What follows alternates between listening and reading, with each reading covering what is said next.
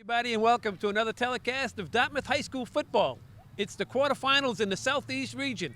Sharon High School, the Eagles, in town to take on the Indians. I'm Jim Thompson alongside Paul Santos. We welcome you to this great telecast of high school football. Tonight, little playoff fever here at the stadium. I'll tell you, we've been looking forward to this one all week. First round of the playoffs, you get to play the game at home, a big crowd expected, lots of enthusiasm in the air. Doesn't get much better than this. Well, Sharon High School have a losing record on the season. Their problem, Paul, is they don't put many points on the board. And they're going up a Dartmouth Indian defense that has been solid right from the get-go, only averaging 10 points against throughout the entire season. And they've been scoring on defense, 6 defensive touchdowns this year for the Indians, a couple of pick sixes, for example, against New Bedford. I mean, this is a Dartmouth Indian defense that's really been solid all year. And offensively, they're putting up about 28 a game. They're led by Chris Martin. Chris Martin has just been fantastic all year. He leads the team with 13 touchdowns. He had 3 against New Bedford. He had 3 against Barnstable. He's rushed for 900 yards on the season. He's the big go-to guy back there for the Indians. Well, we'll be right back with tonight's opening kickoff in just a moment.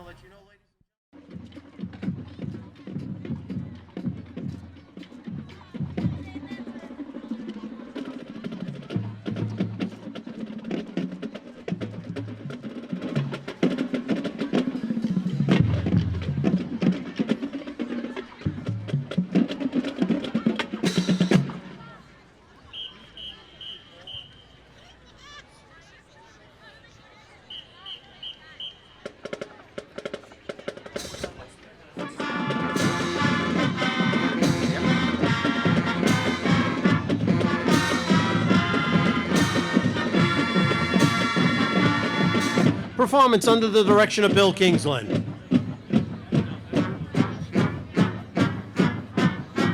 Assisted by Tom Unks, Tyler Kingsland, and John Souza. Color guards, flags, and rifles supervised by Addison Caterli. Assisted by Anthony Cabral and Paul Swiss. Cheerleader supervised by Rebecca Brager and Lauren Alphonse. Band led by student conductors Caitlin McGuire and Dominic Vicari. Dartmouth High School is proud to present the Dartmouth High School Marching Band.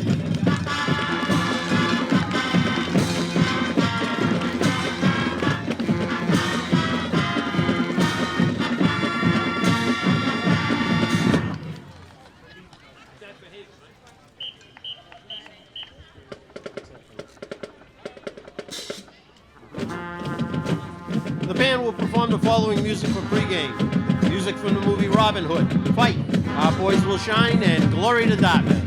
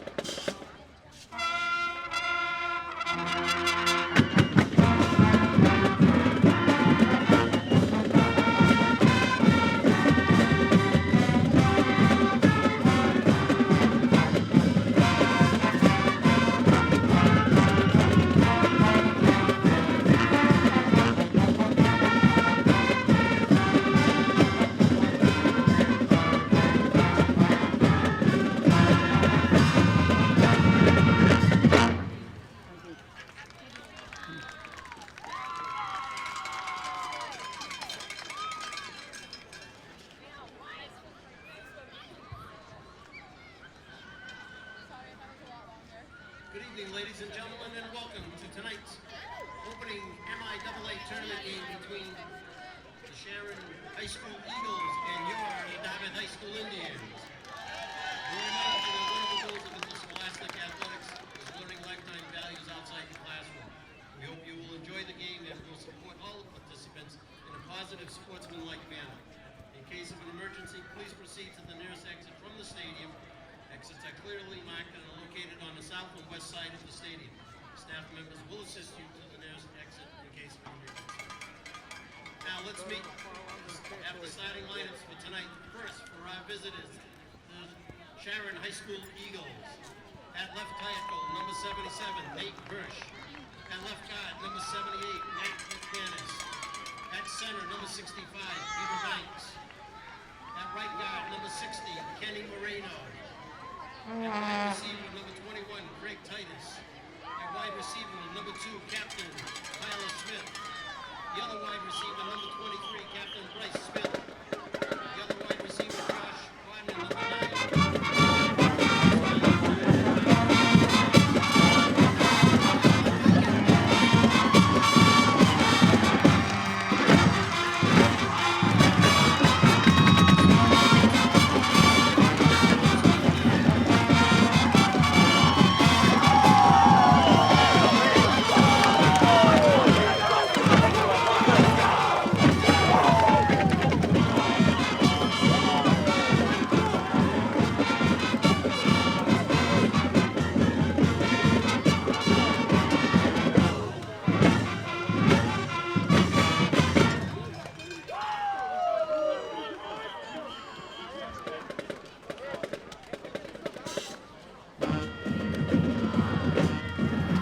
Hello again, everybody, and welcome to Dartmouth Memorial Stadium, where tonight it's the quarterfinal between the Eagles of Sharon High School and the Dartmouth High School Indians.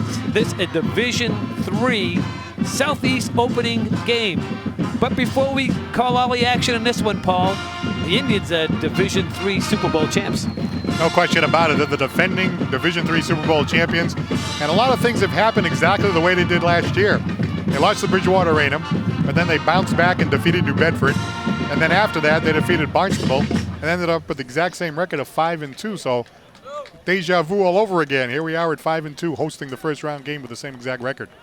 And carrying over into this season is the head coach, Rick White. Last season, it all really centered around the defense. They were outstanding all season long, and they got into the playoffs, and they were just dynamite. Kind of the same. They're on that same track again this year, Paul. Yeah, the defense has been great right from day one. I mean, they're only averaging 10 points against right from the beginning. They put up a number of shutouts. Teams have had a hard time moving the ball against them. Even Bridgewater Raynham, which came in as a solid team, a team that defeated St. John's Prep after they beat Dartmouth here, they had trouble moving the ball against the Indians. So the Indian defense, they're solid. They're going to need to be in order to have success in the playoffs. And they have some pretty good people on defense, starting with the quarterback. Yeah, Matt Craig, he's a clutch guy. How about some of the plays he made last year in the playoffs that enabled the Indians to get on that roll and win the Super Bowl? And of course this year, pick sixes. I mean, he gets his hands on the ball in the defense. He'll take it right back the other way for 6, no problem. And one of the best linebackers in local high school football wears uniform number 53. Yeah, Sean Smilak in on every other play, it seems like, back there in the defense, along with other inside linebackers of Foley and McCabe and Nate DeMello. Solid defense. Team's going to have a hard time moving the ball against the Indians, especially this Sharon team tonight. Yeah, Sharon, they'll come out. They're going to spread the field. But their problem, Paul, is they don't put many points on the board. They average just about 15 a game. They're 3-4 on the season. They like to spread you out, but they don't really throw the ball or catch it too well. And one of the interesting things before the game, I was walking the field, and one of the kids came up and said, "It's dark here." So I said to myself, well, you haven't been around these spots. We used to run the wishbone 100 years ago. Yeah. So that may play into the favor of the Indians because the field really isn't all that well lit. Well, you like to be home, right? So the Indians, this is their home field. They're used to playing here. They're used to the conditions. They have all the comforts of home, and yes, they are used to the lighting conditions. So if that gives them a little bit of an advantage, hey, we'll take it. Let's go on the other side of the football for the Indians. We've seen the maturity happen right in front of us with the Indian quarterback, Cole Jacobson. Cole Jacobson has just got better every single game, looks a lot more comfortable as the season has gone along. Take a look at that offense. Look at the people around him, Martin and, of course, Sullivan and Craig and Tisdale and Caulfield. So he's fit right in, and he's got more comfortable, he's got more poise, and he's run the ball very well for the Indians also. One of the things for the last several years, the Indians have had great team speed. You look on the outside, especially on that jet sweep, you got Alex Tisdale. He's a pretty good athlete. Oh, yeah, he really can take off. And that jet sweep, I mean, they've just used that for a long time. And, of course, they've used that this year against their opponents. Really successful against New Bedford. New Bedford had no answer for that jet sweep all night long. So you combine the speed of Tisdale, the running inside of Martin, the ability to put the ball up if they have to. They got the skill position players to do it. The Indians have a diversified, dynamic offense. And it all starts up front with that offensive line. I'll tell you, a lot of great players there. Nate DeMello. You have Sean Smilek, Aiden Ashton, Colin McCabe. And Luke Marks up front. So a talented offensive line. And actually, the opposing coaches have commented, hey, that Chris Martin, he's a great runner. But how about that offensive line? They've done the job for him all year. Yeah, that jet sweep has been a part of the kitchen utensil, you say, the salt and pepper. It's on the table. They run it every game. You really have to stop that in order to stop the Indians. Yeah, and that was the problem with New Bedford. New Bedford, of course, is a similar team to this one. They throw the ball a little bit more than they run it. They're not that big up front, you know. And I mean, if they can't figure out how to stop the jet sweep, they're going to have a problem here tonight against the Indians, as did the Whalers. Well, let's take this opportunity to honor this great country of ours, the Dartmouth High School Marching Band. It's our national anthem.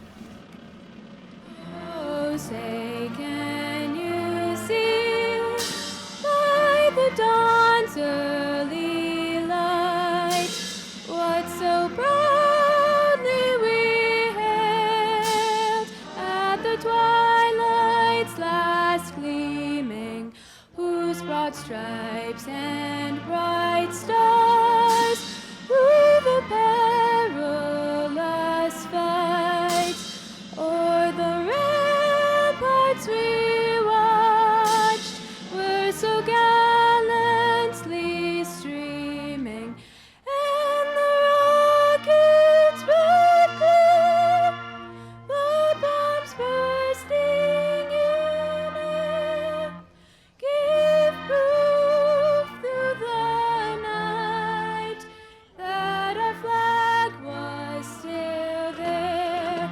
Oh, say, does that star-spangled banner yet wave o'er the land of the free and the home of the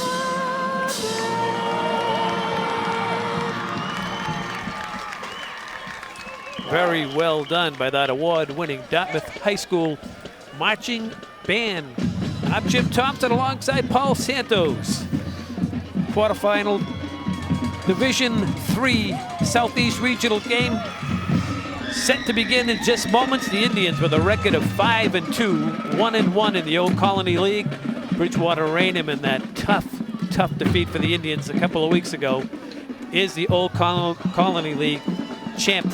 Sharon, on the other hand, 3-4 on the season. They play other Hockamock. So we're ready to go. It looks like the Indians will take the opening kickoff, Paul. I'll tell you, we alluded to that Bridgewater Raynham game. Yeah, that was a game the Indians should have won. Got a couple of bad calls, made a mistake on special teams when they were attempting the extra point.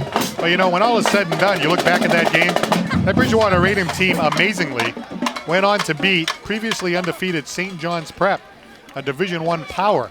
So what does that tell you about the Indians, right? That they almost and actually could have and should have defeated that Bridgewater Raynham team. I mean, this is a talented team. You have to walk away from that thinking, well, if we can come that close to beating BR, who went on to beat the powerhouse like that, then we should be able to do well here in the Division III playoffs. We'll see. We're set to get underway here. Kicking off is Josh Rotman for Sharon. Tisdale and Martin back deep to receive. And we are underway as the kick comes to the near side. That's Tisdale, bobbles it at his own 20 and gets knocked down there immediately. That's Xavier Hackett on the special teams. And the Indians will start the first series of the game, 1st and 10 from just inside their 20-yard line. Well, good news and bad news there. The bad news is you didn't want to see that bobble because Tisdale's speed, he's usually able to return it pretty well on special teams, but he had the wherewithal to get the ball first before he tried to, run with it, and at least he was able to recover the ball. So the Indians start 1st and 10 in their own territory at about the 18. That's Cole Jacobson as the quarterback. Liam Caulfield is one of the running backs, along with Chris Martin. Caulfield is the blocking back. And here's Martin, gets the first carry of the game, leaps over a tackler and gets his way out to the 20-yard line, where he's wrapped up there by the safety, Tyler Smith. So a gain of 2 on the play. It'll be 2nd down and 8, just underway here at the stadium. I'm Jim Thompson alongside Paul Santos, Andrew Thompson up here in the booth spotting as well. Doc Nooms on the PA as always. Okay, Martin's going to take it to the far side. Cuts it back inside. Martin out very close to the first down with John Dottino. Got him there at a gain of 9 and a first down. So 2 plays to Martin and already a first down for the Dartmouth Indians. You see the pitch here. It gives Martin more maneuverability here as he goes around the right side of that offensive line. Almost 1,000 yards rushing on the year for Martin, coming in with 919 yards rushing to date. 2 carries, already a first down for Dartmouth. Tisdale in motion. Here's the first try with a jet sweep on the night, and Tisdale gets just across the 30, out to the 31, where Hackett and Smith made the stop for the Eagles. Just a gain of 1 on the play, and we have Hackett injured on the play for Sharon High School.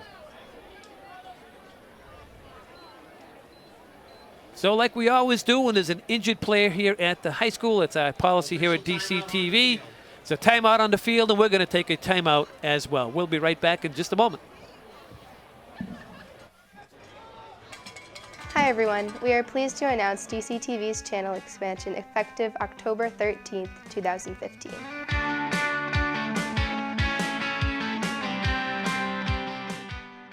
All educational access programming can now be found on DCTV Channel 9.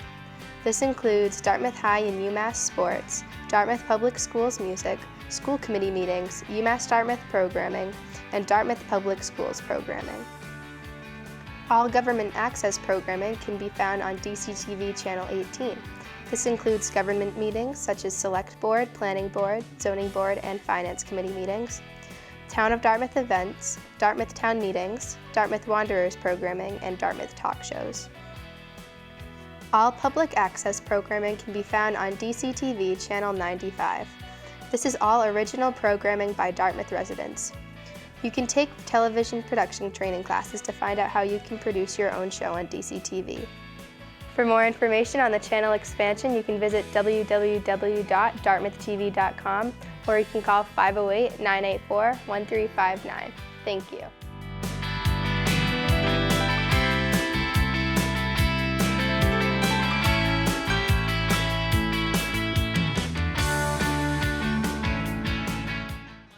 Welcome back, everybody. That's Xavier Hackett, the linebacker, being helped off by his teammates. We wish the very best for him.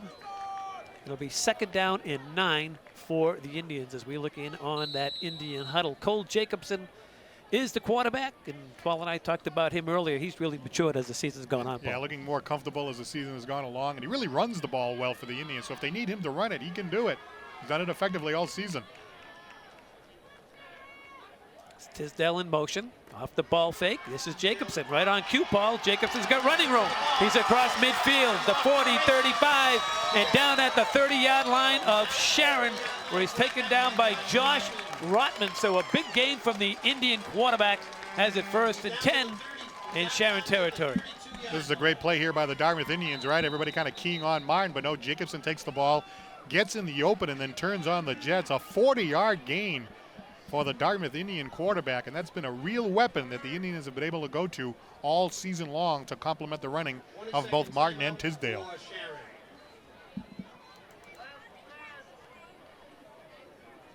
So Sharon takes a timeout. Indians really establishing that running game here in the early going. A couple of handoffs to Martin for the first down. Tisdale around the side, and then Jacobson carrying the ball that time for the 40-yard gain. The ball now deep into Sharon territory. Well, Jacobson brings him out. It's Craig to the top of your screen. Martin set behind the quarterback. Martin's going to take it to the right side. Chris has got the 30, 25. He's got a first down, still on his feet, and he's going to go down and in for a touchdown. However, this may be coming back. There is laundry on the field. And we think it's going to be holding against the Indians. No wonder it looks so easy, Paul. Yeah. Well, I'll tell you one thing I've noticed, right? You give the ball to Martin up the middle, that's one thing, but that pitch, you don't seem to have any answer for that. A lot of room to maneuver when he takes it around the side with the pitch. And he uses his ability to scamper down the sideline, but as you said, this one may be coming back. So, referee confirms. Let's see if we can pick this up on the replay. Merrill has a pitch to Martin.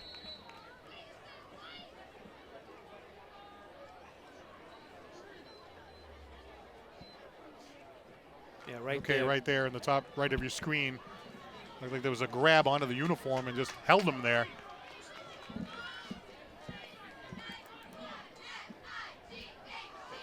Here's Jacobson off the ball fake, and Jacobson along the far sideline. He gets nudged out of bounds.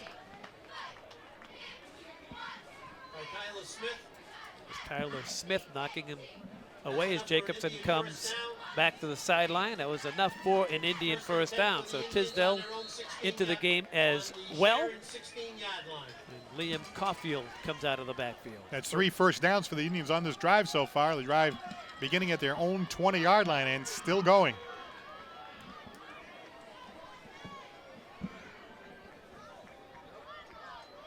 Here's Tisdale looking for room. Near side, gets grabbed at, spins his way down inside the 15, down to about the 11-yard line. Matt Cancian makes the stop. Well, if you can't stop it, keep doing it. The Indians with a handoff here to Tisdale, using his speed to turn the corner around the side. You can see he got grabbed from behind by the shirt, but managed to stay on his feet, spin backwards, and fall forward for a gain of 4. Second down and 6. Just under 8.5 to play here in the opening quarter. It's the first drive of the game. Here's Martin. Martin's got running room. Martin hurdles a tackler, and Chris is down and in for the touchdown. From 12 yards out goes Chris Martin, the touchdown maker for the Indians. Paul, he's been on a roll the last several weeks, hasn't he? Unbelievable. 919 yards rushing coming into the game. 3 touchdowns last week. 3 touchdowns the week before against both Barnstable and New Bedford. 14th touchdown on the season for Martin. And you see right there, the ball was on the near hash mark. They went to the pitch. It's produced all kinds of extra room for the nifty running back, and he took every use of all the extra real estate to scamper his way through the traffic and into the end zone for the 12-yard touchdown run. Liam Caulfield now to attempt the point after touchdown. And his kick is up, and it's good. So with 8 minutes and 15 seconds left to go in the opening quarter, the Indians take their first possession from their own 18-yard line, drive the length of the field for the opening score of the night. So an 82-yard drive for the Dartmouth Indians. It took up 7 plays. There were 3 first downs along the way and a couple of memorable runs. A Martin 9-yard gain, a Jacobson 40-yard gain from their own 30-yard line to the enemy 30. Another Jacobson run, and of course Martin capping it off himself with a 12-yard touchdown run, his 14th touchdown of the season. And the Indians in business here, just taking a few minutes off the clock, just under 3 minutes and a 7-0 lead. Just what the doctor ordered, the way you'd want to start the game. Well, we talked about the Indians' athleticism. You got Tisdale on the jet sweep. You got Martin inside. You got Martin outside. It's a tough team to defend. And then you throw a little bit of quarterback in the middle, right? Jacobson running the ball a couple of times. Yeah, so you're the defense. You really got to be prepared for so much. And this defense really hasn't been the toughest defense the Indians have faced all season. The Indians have done a nice job up front, too, on the line. The down lineman doing the job. So the Indians starting off the game just the way you drew it up. And it comes down to Rotman. And Rotman gets up across the 20 and brings it out close to the 25-yard line, where he's wrapped up there by Tisdale. So we'll get a look at Sharon, their offense for the first time. Rob Behar is the quarterback. They like to spread you out and throw it all over the joint, Paul. So let's see, they trail 7-0. This Dartmouth defense, we've talked about it all season long. Yeah, these guys, Mark, Smilek, Foley, DeMello, Sullivan, McCabe. About Jack Sullivan, a few returns on fumble recoveries and ending up getting points for the Indians. Secondary, too, done a solid job. So they're going to start with a run, and goes for a couple of yards, and that was Nate DeMello making the stop. Nate DeMello on the tackle. Jovan Elismar was the runner. He's got 6 touchdowns on the season. It'll be second down and 10. Yeah, only a gain of 1 that time for Elisma. 2nd and 9. He's the go-to guy.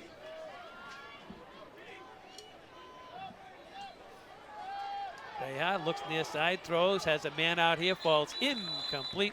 Craig Titus was the intended receiver, so that'll bring up 3rd down and a long 9 now here for the Eagles. You know, Beha didn't really get a good grip on that one. He threw it a little bit low. It was kind of a wobbly pass. It wasn't a tight spiral, and Titus had to go down and try to pull that one in. Not successful. And already the Dartmouth Indian defense has them in a 3rd and 9 on the enemy team's first possession. Beha takes the high snap, and here comes whistles, and it's going to be a motion penalty, I believe, against the Eagles. So that'll back them up. It'll take them from a 2nd down and 9, excuse me, a 3rd down and 9 to 3rd down and 14. There's referee Brian Andrade giving the call. Well, kind of mirror images, right? The Indians come out exactly the way they want to. Start out at their own 18, 7 plays all the way down the field, 1 first down after another. Conversely, Sharon coming out, first play on their run, a 1-yard gain, followed by an incomplete pass, followed by a penalty. So right there, 1, 2, 3, not in good shape, and a 3rd down situation. 3rd and long.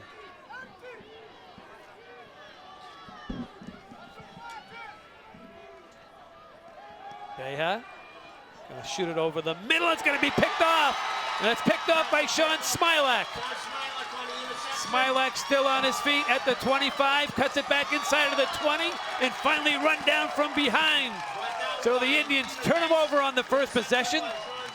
We'll have it 1st and 10 deep inside Eagle territory. Sean Smilek, one of the more talented members of that Dartmouth Indian team, a senior at 5'10", 205 pounds. Reads this well. You see the quarterback going back, looking to pass, throws it right over the middle, and he's right down the middle in the zone coverage. He takes the ball from the 35, and then he does something with it. One of the bigger members of that Dartmouth Indian defensive team scampers down the field. That's about a 15-yard return on the interception. Indians offense in business again. Here's Martin. Martin rips it up the middle, and Martin is out for a solid gain. Tripped up there by Tyler Smith. Not before Martin picked up a gain of 9. So how demoralizing is that if you're Sharon, right? You get the ball, you can't do anything with it.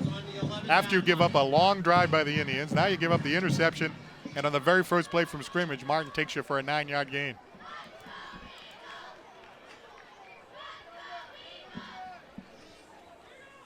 Here's a fake to Martin. Jacobson's got running room, and Cole's gonna waltz it in for the 2nd Indian touchdown of the opening quarter.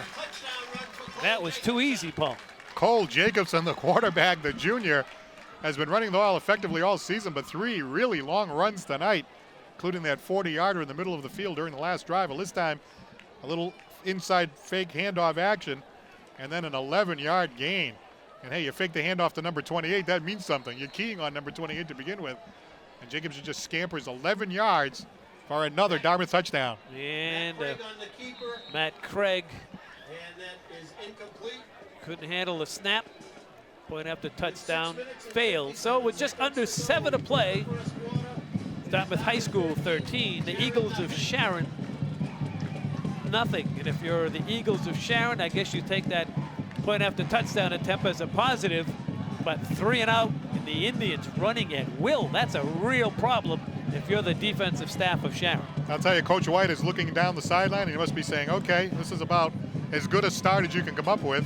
We get the ball. 7 plays are in the end zone. They get the ball. They can't do anything with it. Incomplete pass. They run for a 1-yard gain.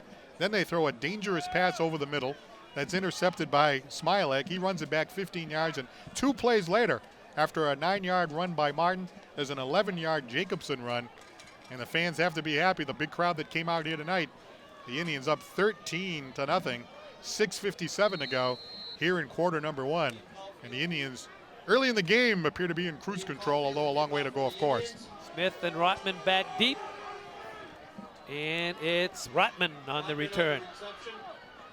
And Rotman gets it across the 20 and out across the 25 to the 26-yard line, where Jack Sullivan wrapped him up with the special teams tackle for the Indians. So we'll get a look once again at the Eagle offense. They're 3-4 on the season. They play out of the Hockomock League. And they're a very low seed in this tournament, and they trail 13-0. And they don't want to get behind the Indians by too much too soon. Behar is the quarterback. Looks near side, throws, got a man out here, in and out of the hands of Craig Titus.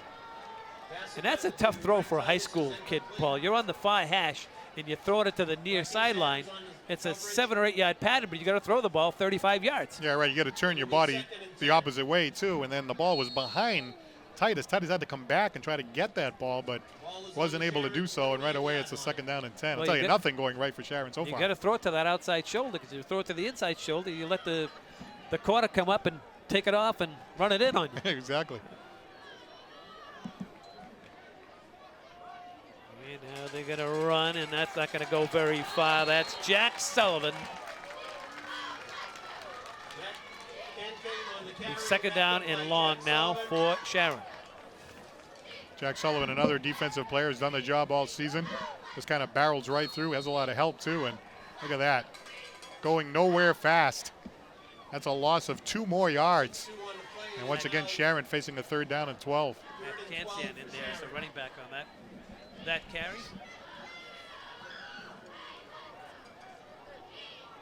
Beha now looking at 3rd and long. He's got time, throws over the middle, and that goes incomplete. Beha's pass intended to Josh Rotman is incomplete. Well, Rob Beha is certainly capable of throwing the ball. Rick White thought that Sharon looked a little bit like New Bedford in the way they usually come at you, throwing the ball a little bit, but so far they haven't been able to complete a pass. They've all been incomplete. Now that time, Beha had a chance to kind of go back in the pocket and get a little bit more mustard on the throw, but it wasn't accurate. Once again, Indians will be getting the ball back for the 3rd time on offense. Tisdale and Martin are the returners. Nearly blocked. And this is Martin, who's just going to let it go.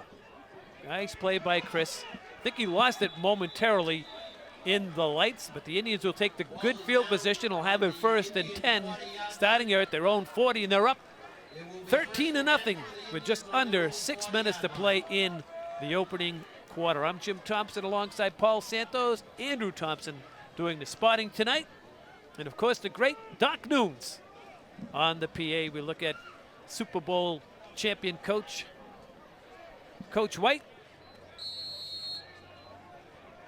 You know, he played in a Super Bowl way back in the past century. Yeah, they played in the old Foxborough Stadium. They did. In 1984, he was a star on that team. He was a wide receiver in the Wishbone offense. Of course, legendary coach Carlin Lynch Absolutely. coaching that team. There's Jacobson out to about the 43. Matt Kansian made the tackle. Gain of 3 for the Indian quarterback. Indians just coming at him with the run and really establishing that ground game as it did in the 2 previous possessions, which ended up with touchdowns. Craig to the near side, to the far side, Tisdale to the near side. The diamond look for the Indians, and this is Martin. Martin plows him forward across the 45 and out to the 48-yard line. Defensive tackle John Dottino making the play for the Eagles of Sharon. It's going to give the Indians 3rd down and short. It was a lot of fun watching Chris Martin operate. At that time, he goes right in the middle. A lot of traffic, and he just kept moving his legs, just moving his legs.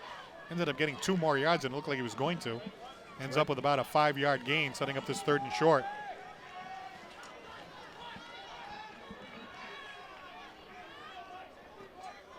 Here's Martin.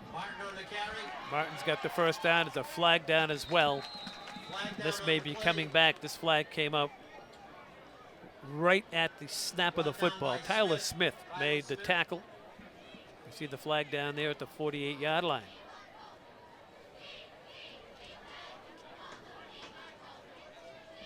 Going to be legal motion on the Indians. So that'll back them up 5.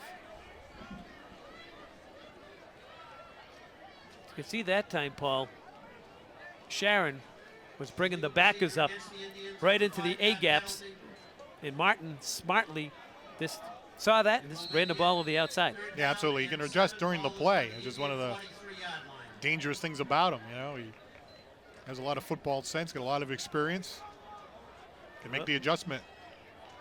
Ball on the far hash, 3rd down and a long 7. Play action. Jacobson looks near side. He's got a man, a 1st down. And that's completed to Jack Sullivan. Josh Rotman makes the tackle, but not before Sullivan hauls it in down to the 42-yard line of Sharon, and an Indian 1st down. How about this Indian diversified offense? Here's the quarterback, Jacobson, finding Sullivan. Sullivan collects the ball at about the 45, down to about the 43. Another huge gain for the Indians, about 15 yards. Indians in enemy territory. Do spot it back the yard. It is at the 43, 1st and 10 Indians. Martin doesn't get very far that time. Smacked right into number 60, Kenny Moreo. That's the first solid defensive play for Sharon in this ballgame. Yeah, right. They haven't had many. They've had a lot of problems since this game began, but that time Moreo just shooting right through. And he managed to get his hands on Martin and bring him down right away. It's a big play for them. They really need some big plays to kind of give themselves a lift, thinking that they want to be able to hang around and make this a game. Here's Martin, and Martin cracks down inside the 40, down to the 38-yard line. Defensive tackle John Dottino once again making the defensive play for the Eagles. We're under 3 minutes to go now here in the 1st quarter. The Indians looking at a 3rd down and 6 yards to go. 3rd and 6 for the Indians. Indians playing in the playoffs here, the Division III Southeast. If they are successful tonight, they'll play the winner of Plymouth North and Plymouth South, who are battling tonight as we speak. Matt Craig to the top of your screen. Sullivan in the slot. Tisdale in motion. This is Tisdale looking for room. Alex spins down, but he's going to be short of the 1st. Tyler Smith. He's had about 6 tackles in this game, has Smith. The Indians are going to be just shy of that 1st down. Tisdale started to use his speed. Then he tried to cut to the middle, but Smith read that well. Got into some traffic, but Smith hit him right away. And this is an opportunity now for the Sharon defense to try to hold the Indians. 4th down and a long one, about 1.5 yards for this Indian offense.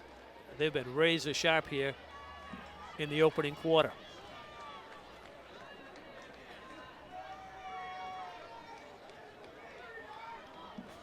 Here's Martin, and Martin leaps forward, and he's going to have the 1st down.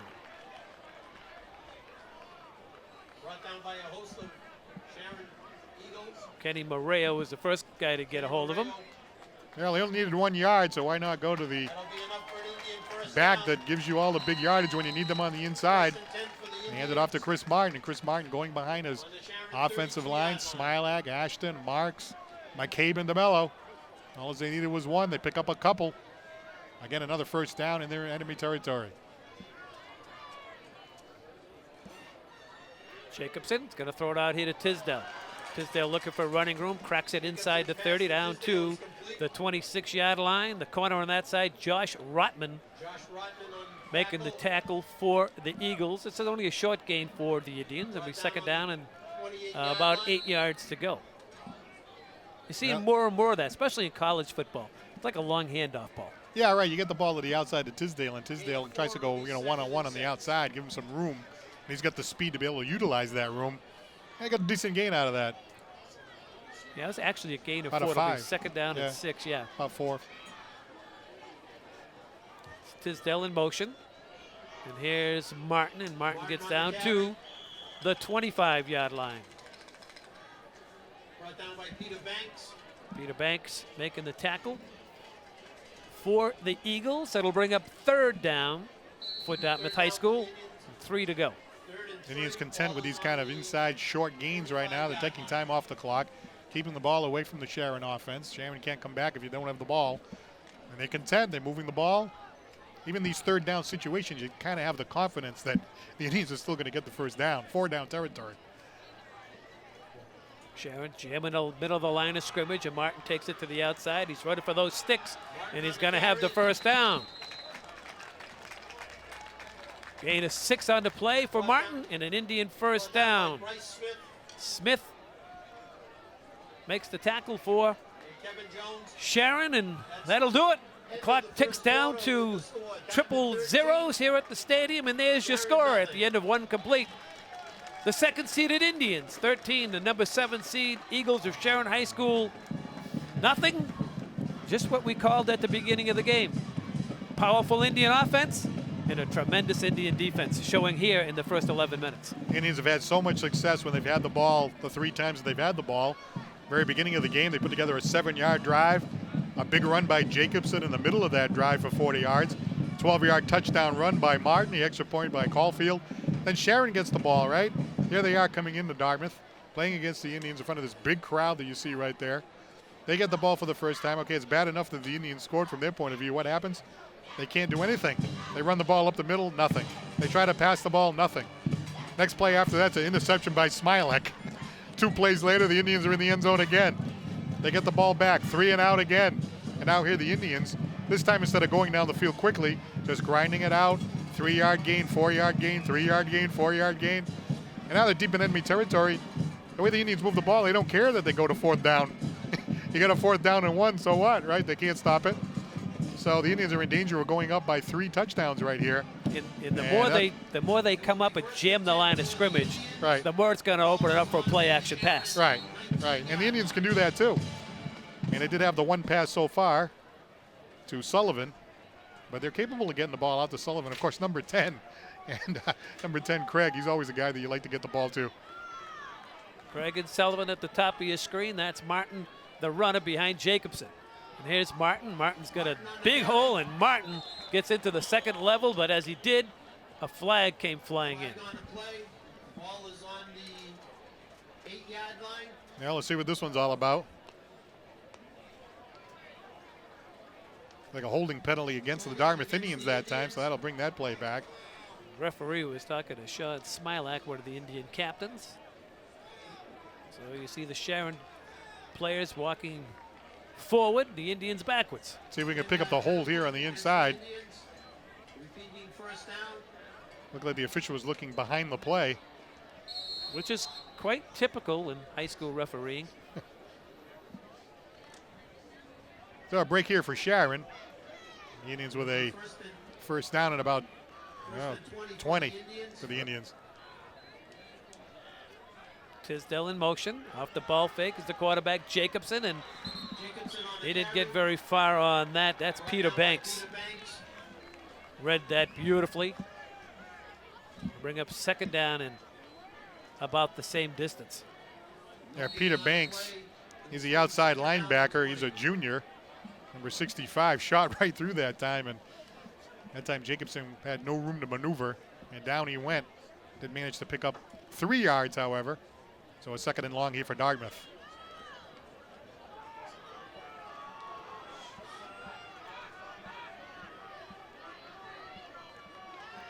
Ball fake to Martin. Jacobson looking, middle, caught, touchdown Indians, Liam Caulfield. complete for an Indian touchdown. So they beat you with the run, and now they try to beat you with the pass. They put up 19 unanswered. With 9:46 to go, they have a 19-point lead. Well, we talked about Jacobson all year, how he's matured at the quarterback position. A beautiful job executing the play-action fake. And look at this pass. Beautiful spiral over the middle. Great catch that time by the Indians receiver, Liam Caulfield. And he brings it into the end zone for yet another touchdown. The point after is up, and it's good. And with 9:46 to go, here's your score. It's Dartmouth High School, the number 2 seed, 20. Sharon, nothing. Let's take a look at it again. A 27-yard touchdown pass. And here's Jacobson with a play-action fake to Martin. And here's Caulfield reaching up.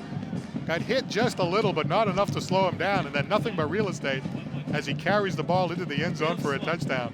So Liam Caulfield, 6 foot, 185-pound junior, has given the Dartmouth Indians a 3-touchdown lead early in quarter number 2. The Indians in cruise control.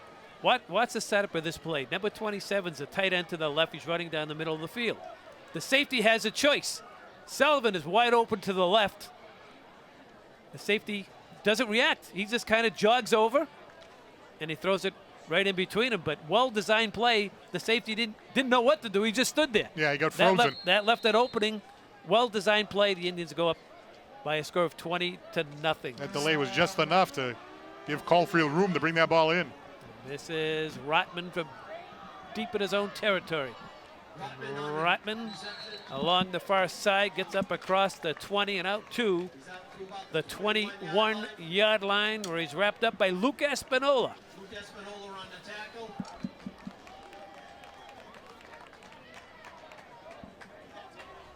It's always great to see those plays drawn up in the coach's room, come out and work. Yeah, right, exactly. So beautifully executed. And the quarterback, I mean, just nice soft touch, putting that ball right on the numbers. And Caulfield, of course, doing a great job on the other end in the execution. And you talked about it before, right? All that running is starting to lean up a little bit. Perfect time to throw that pass over the middle. So Beha now is the quarterback. His team trails by a bunch. And they run it here to the near side. And that's Elisma, the runner. Matty Craig, the tackler. Let's take a look at Elisma. He's got 6 touchdowns on the season for the Sharon Eagles. And, of course, Sharon coming in here, hoping to get him going. Hasn't happened so far, but that time, a lot of nice moves down to the inside.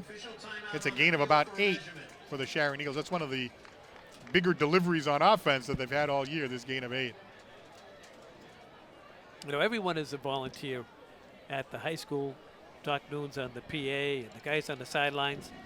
The guy with the down marker is 2 yards off on where the first down should be, and the officials are calling for the mark. So we're going to see if that guy's sleeping across the way or the officials have it wrong by 2 yards. Yeah. And as always, the There we officials go. are always right. Like, do you have an official in your home? Do you have one? An official? Yes, you have someone who makes the official decision. An official You're married, right? It's supposed to be a joint call. Oh. Does your wife have a sister? When did that happen? I've never heard a man answer it that way. Oh, you said so. You're an attorney. You said Supposed to be a joint decision. Right. 1st and 10 Eagles. Elizabeth this time tries the right-hand side. Maybe a yard. Nate DeMello making the stop. That was actually Matt Cancian, the runner. He's in there now with number 27.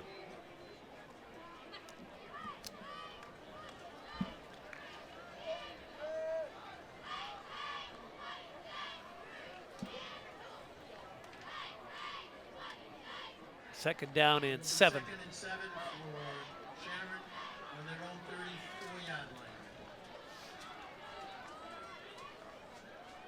Twin receivers to the top of your screen on second down and long. They got to throw it here to the near side, and it's in and out of the hands of Bryce Smith. Sharon likes to throw the ball. They like to have the spread offense, but their execution has not been good. It's been about 5 or 6 incomplete passes to their receivers all day long. They're not executing. That's really hurt them so far. And that was very catchable. So 3rd down and 7 for the Eagles. Clock is stopped here at the stadium with just over 8 to play in the half. I'm Jim Thompson alongside Paul Santos. Andy Thompson up here in the booth spotting this evening. Quarterfinal of the Southeast Sectional Division III state tournament. And the ball is nearly picked off as it was deflected at the line of scrimmage. That was Sean Smilak, an outstanding linebacker. With the deflection, it'll be 4th down for the Eagles. This time the quarterback looking to pass it out. That's Beha, but then Smilak got his arm up in the passing lane. He read what he was trying to do to get that ball to the outside, but got his arm in the passing lane, deflected it, knocked it down. And it's a 4th down situation here now for Sharon. Forced the punt. 20-second timeout for Sharon. They'll take a timeout. Tell you, what if you do if you're Sharon, right? You come in here and there isn't one thing that's going right. Well, you know, you scout Dartmouth, they don't throw the ball that often, and they got just tremendous speed. And they have a quarterback who really doesn't make mistakes, which is surprising to me because it's his first year at the quarterback spot, and he's very poised for a kid that's only played 7 or 8 games. And I think that's really the key to this offense. He's picked it up, and he does a nice job directing it. There's a very high punt. And the Indians are going to back up. That's Tisdale now from his 30. And he might have called for a fair catch. I think he did. That's illegal. You can't do that. And here comes the flag. Yeah, it's too bad because when that ball bounced, he managed to pick it up. It kind of landed right in his chest after it took that Sharon bounce. It was spinning forward, and then obviously he took off. He had 10 yards in front of him. Well, Tisdale's a very, very heady kid. Anybody that's ever been to a game at Dartmouth High School, this is like playing in your backyard when you were a kid back in the 70s or 80s. You had 2 spotlights, and you could see like in the middle of your yard, but you couldn't see at the end of your yard. Yeah. That punt was so high that I'm sitting high, and I lost it. So I can imagine Alex just lost that ball into the darkness and just let it bounce. Well, the kid was saying, right? The kid from Sharon told you before the game, it's dark in here. It's Yeah, not the that- kid. Yeah, he didn't like the lighting conditions. No, he thought it was a blackout. He said, "We're going to get the electricity back on." There's Jacobson. Jacobson, the quarterback. He runs it here to the near side. Cole's got the 30, 35, still on his feet at the 40. And Jacobson out of bounds here on the near side, stepped out around the 49-yard line. Knocked out of bounds by Kesson John. And Kesson John. Yeah, here we go. Another gain here by the quarterback, a 24-yard gain for Jacobson as he takes it around the side, breaks a tackle at the 40, and ends up running it for another 7 yards after the hit. Carlos Grulin took a shot. He'll see that in the film room. The safety, when a quarterback knocks you over like that, you get a few chuckles in the film room. Tomorrow, I'm sure. Here's Martin. Martin looking for running room. Chris still on his feet, breaks a tackle. The flag is down as well, and Martin's going to waltz in for another Indian touchdown. He looks back. I think he knows there's a flag down. Let's see what it's going to be. Yeah, you see the officials, they're going to be conversing in the middle of the field. Flag is down at the 35-yard line, right where the referees are huddling. Brian Andrade conversing with his group of officials down there. There's Brian Andrade. Now he's talking to the Sharon staff. Now, would you like to take the touchdown off the board or me to mark off the penalty? Ball is a chop block against Chop the block Indians. against Dartmouth High School. So, Chris Martin touchdown comes off the board. It's a 10-yard penalty from the spot of See if we the can foul. find it, but here's the pitch again. We talked about this before, Jim. When the Play first down, pitch it'll be goes to first- Martin, First and 5. he has more room. And right in the middle of the screen, it looked like that might have been it back there, right at about 5 yards beyond the line of scrimmage. But yeah, the pitch to Martin, he just uses the extra real estate. And has been gaining huge gains when he's taking the pitch rather than the inside handoff. Tisdale Tisdale on the carry. cuts it back inside, hurdles over a tackler, and gets it down to about the 42-yard line of Sharon, where he is knocked off his feet by Kevin Jones and Peter Banks. Banks had a pretty good game so far. Yeah, he's been in a lot of tackles, but that's how the Indians have been using every asset that they have in the toolbox. You mentioned it before, the quarterback running. Chris Martin, of course, we mentioned a bunch of times. Tisdale really utilizing his speed. It was a gain of sweep. Gain of 8.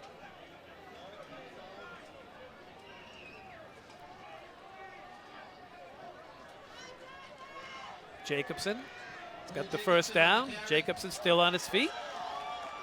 Jacobson, they can't get him down. The Indian quarterback finally going to be down around the 25-yard line. Datino fighting him all the way, finally got him to the ground at about the Sharon 25. There's a good look at the junior quarterback.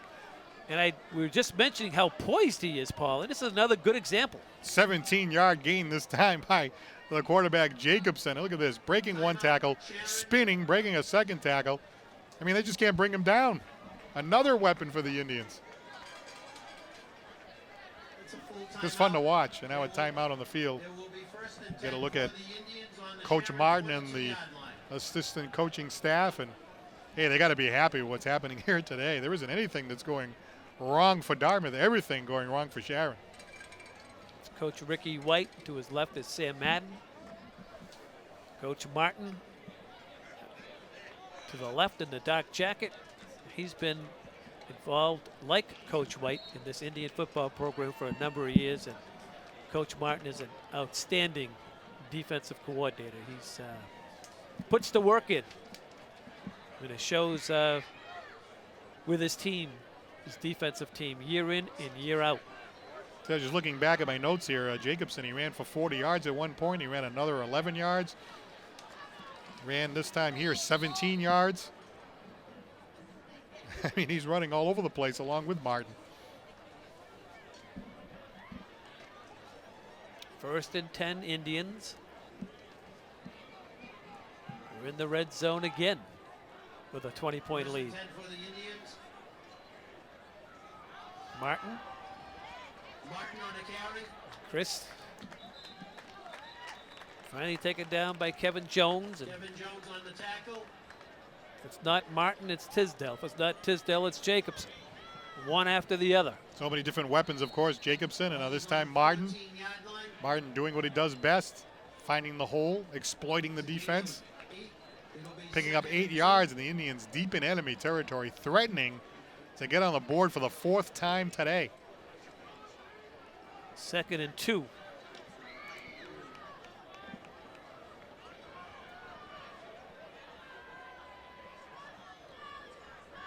Jacobson spins. Here comes the rush. He gets it out at the last second, and Martin couldn't hold on to it. And another flag is thrown. You see the flag down at the bottom of your screen. This might be holding a defense. No, it's going to be holding on the Indian offense. Call is holding on the Indians. Now, see if we can find it on the replay. Maybe to the right of the screen. There, Jacobson was being bothered and tried to get the ball out to Martin. Didn't matter because of the penalty, but it was a pretty good job there trying to get the ball into the hands of Martin as he was being tackled. It will be 2nd and. All right, you folks at home, you see the hold. Dial us at 1-800-DC-TV, because there isn't one. There is no hold. There you go. Dial 1-800-DC-TV. Here's Martin. He's got plenty of room. Bounces it to the outside. Shoot top tackled just short of the first down marker. That was Joey Dowler. Not only a first down saving play, but also a touchdown saving tackle, Paul. Yeah, I tell you, if Darla didn't get in there and grab him by the ankles at the last second, I think Martin would have been in the end zone again. So it was a touchdown saving tackle. He also stopped the first down, but hey, the Indians got a 3rd down and short. They're in enemy territory. They're in 4-down territory. Almost feels like a piece of cake here for the Indians, the way things have been going.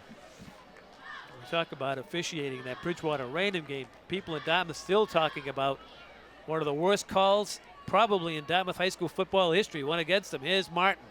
Bounces it to the outside. Now bounces it back to the inside.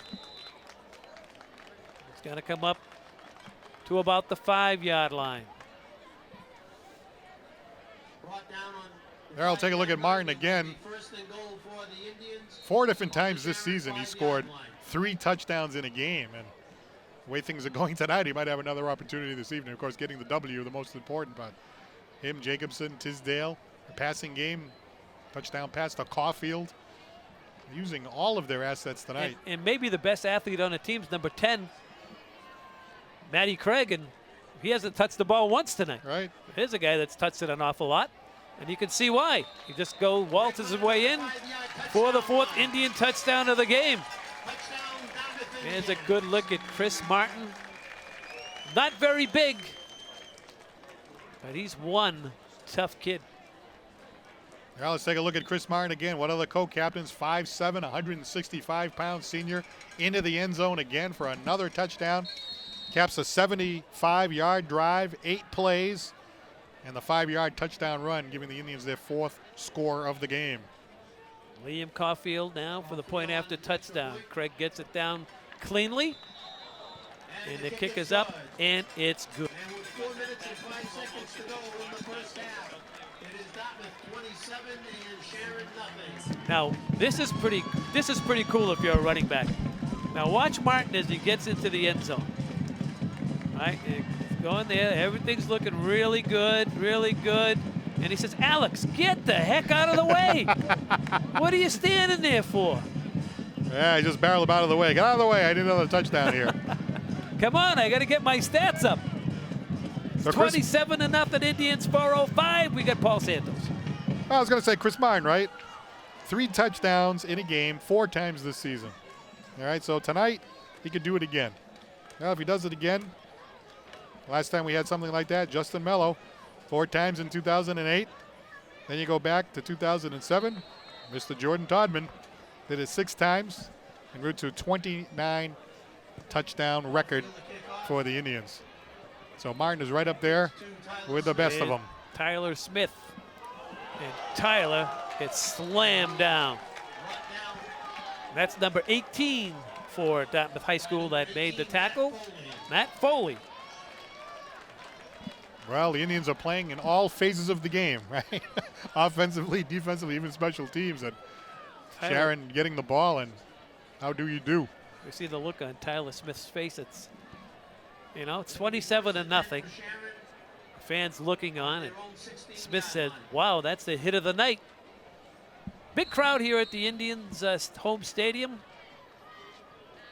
Just a perfect night for football. I mean, we're in the 50s, comfortable, no wind, no rain, and no lightning either, Jim. Yeah, that's nice. Gonna run it here to the near side, reversing his field and not going anywhere is Cancia on the runner. And he was tripped up by Brendan Foley, who just made a big stick on special teams. There goes Cancia into the sidelines. He's one of the co-captains. He's a running back, and he's a senior on this team and did not look too happy as he went to the sideline. He tried to make something out of nothing. He kind of ad-libbed it, turned back the other way, and tried to turn it into a gain, but nothing doing. Didn't even get back to the line of scrimmage. Actually lost a yard. Lisma back in there at the running back spot. Beha looks near side all the way, pitches it out here, and it's caught. The ball is loose. The Indians have recovered it. They called it a reception, I believe, and Matt Craig picked it up. The hit was by Craig, excuse me, and DeMello picked it up. Now, one of the problems here, look at the pass here by Bea. It's kind of a lofting pass, and by the time it came down, Craig was able to time that out, and the ball just came flying loose. So the second turnover. Pass was just too soft, too much of a looping blooper. And not only that, he just looked the whole time at the receiver here to the near side. You could read it.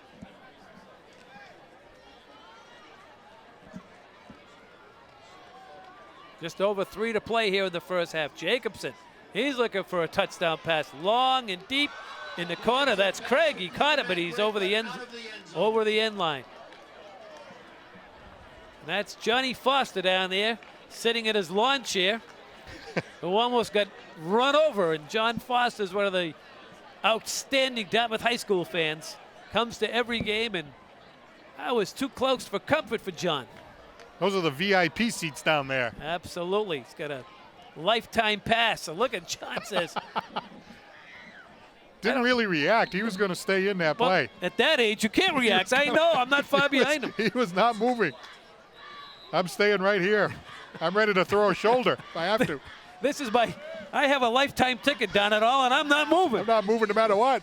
He's gonna send an email to Ricky White saying, "Don't run that play again." Especially when it's 27-0. Oh boy. Clock is stopped here at Memorial Stadium. The number 2 seed has a 27-0 lead. I'll tell you, coming into the game, I think everyone was pretty confident as we take a look at the VIP section again.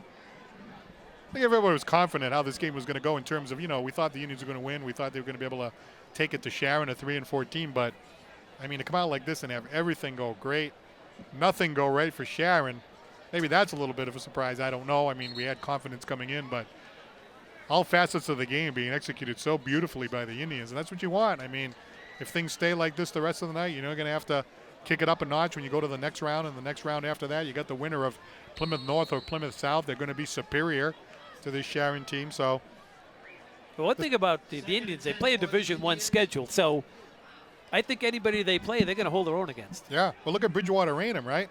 Should have won that game, and then Bridgewater Raynham turns around and then defeats St. John's Prep, an undefeated Division I power. That tells you a lot. Brought down by Kenny Moreo. Moreo on the stop on the quarterback, Jacobson. 3rd down and about 8 yards to go. So we got a couple of touchdowns from Martin. We have a touchdown for Jacobson, and then we have the pass play from Jacobson to Caulfield. So a little bit of everything, a little bit of Tisdale thrown in. Nice hit by Craig, forcing the fumble. We have an interception by Smilak. We have some good special teams play. A little bit of everything for the Indians tonight. Jacobson. Here comes the rush. He throws over the middle. He's got a man. And that's Sullivan. Jack Sullivan in for the touchdown. From 16 yards out, Jacobson to Jack Sullivan. And the fans like that one. 33-0 we look on. 2 touchdown passes on the night for junior quarterback. And here's the pass over the middle, and how about that? Beautifully executed by Jacobson. Sullivan makes the catch. Looks like he's going to get tripped up. Nothing doing. Goes into the end zone for yet another touchdown. Cole Jacobson, 2 touchdown passes on the night. 1 to Caulfield and another to Sullivan. Caulfield, operation looks good. Caulfield drills it. And it's good. So it was just over 2 to go. I don't think anyone predicted the Indians would have a 34-point lead. Yeah, absolutely. I mean, we were talking about it before. I mean, we thought the Indians were going to win the game. Everything was pointing in that direction. You got the home game. You got the home crowd, the comforts of home, the higher seed, 5-2 team playing that Division I schedule, the huge crowd and the band, everybody out here tonight. So we expected the Indians to win, but to come out here and get a 34-0 lead without even 2 quarters expiring. The Indians firing on all cylinders for sure. Even the DHS cheerleaders fired up for their team. The number 2 seed. Looks like they'll be hosting another home game next Friday night. That's right. It's easy to remember. It's a Plymouth team. Someone from Plymouth is it's either coming. Plymouth North or Plymouth South. So we can say right now they're playing Plymouth. Yes, absolutely. Right. Either way. Yep. Plymouth North, Plymouth South. And they got good teams. The Plymouth teams are good teams. They're the 3 and 6 seeds. Plymouth North is the 3 seed. Plymouth South is the 6 seed. Caulfield kicks it deep to Smith. Smith took a shot the last time he tried to return, and this time he just dances his way for a few yards. We have Matt Foley once again, who put the lick on him the last time on the return. Gets him for a second time. 1:58 to go in the opening half. I'm Jim Thompson. He's Paul Santos. Andrew Thompson up here spotting. And the great Doc Nooms on the public address. And he's had a lot to inform the fans about tonight. Oh, He's the most knowledgeable person I've ever met. I held signs for him. He was running for something, dog catcher or something. I used to hold signs for him.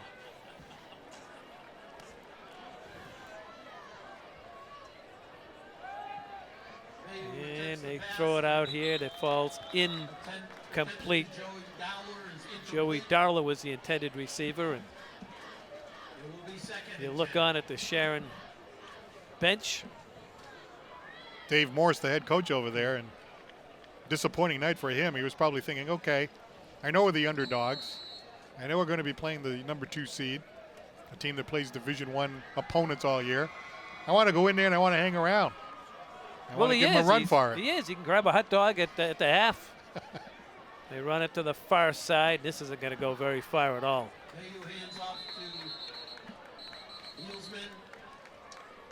It's Elizabeth, the ball carrier.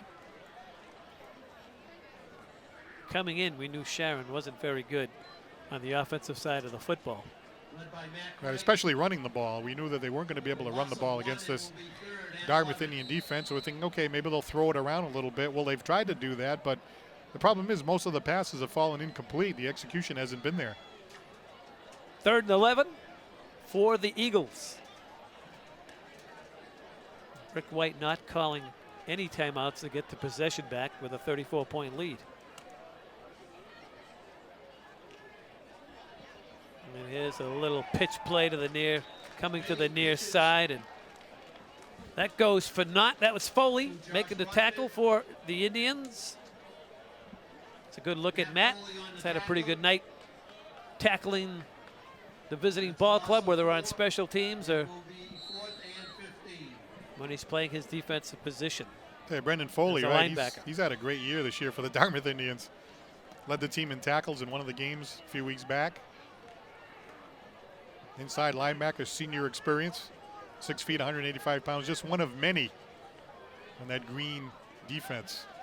So Sharon's going to run down the clock. They can't run it out in the quarter, so they're going to call a timeout any second now, and they do with 19 ticks left on the stadium clock. As the award-winning Dartmouth High School band, now we're just going to keep it there. For you folks at home, what do you call those little feathers on top? And Doc Noons is going to give us the answer. Right, we were trying to figure that out last week. Yeah. So we got a nice view of the Dartmouth band, and they got that little, so you can like guess. He's going to write it for us. He's going to write it down. Okay, so I'm going to give you a Jeopardy thing. What do they call those things? You folks at home, dial 1-800-DC-TV. What are, make sure it's in the form of a question. Yes. You make the question up, because I don't want to get in trouble. There's a high snap. Was it pronounced plumes? It is. And this is Adams. And Adams got running room down the sideline. And Adams steps out of bounds on a nice return for the Indians. Marquise Adams, a junior. Now what do you do with 8 seconds to go with the ball just outside the 10? 5'9", 160-pound junior. Collecting the ball here at about the 45-yard line. And then see her later down the sideline. That's about a 35-yard return for Marquise Adams. So again, we've pointed it out. Defense, offense, even the special teams. Yep. Even the special teams. So they can't compete. So this is Caulfield on to attempt the field goal. It will be a 29-yard field goal attempt. From just under 30.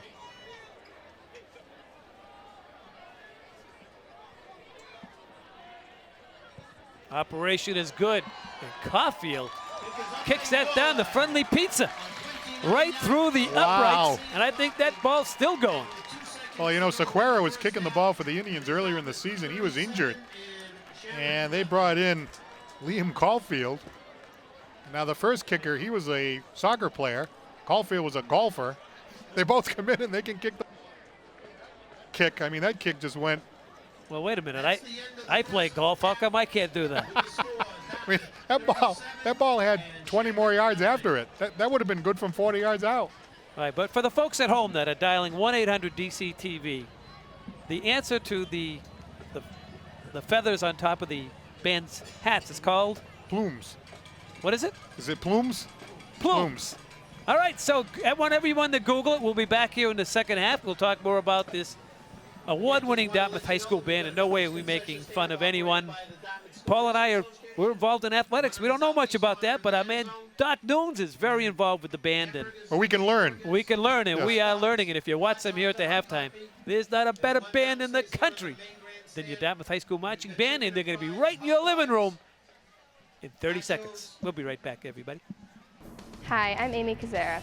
The DHS Marching Band and Color Guard have competed in the U.S. bands and NESPA circuits with many successful victories in their division for over a decade. As a member of the band myself, our restless schedule may be time-consuming, but it never fails to strengthen our playing and result in a better season overall. Stay tuned to see the marching band perform this year's show, Into the Hive.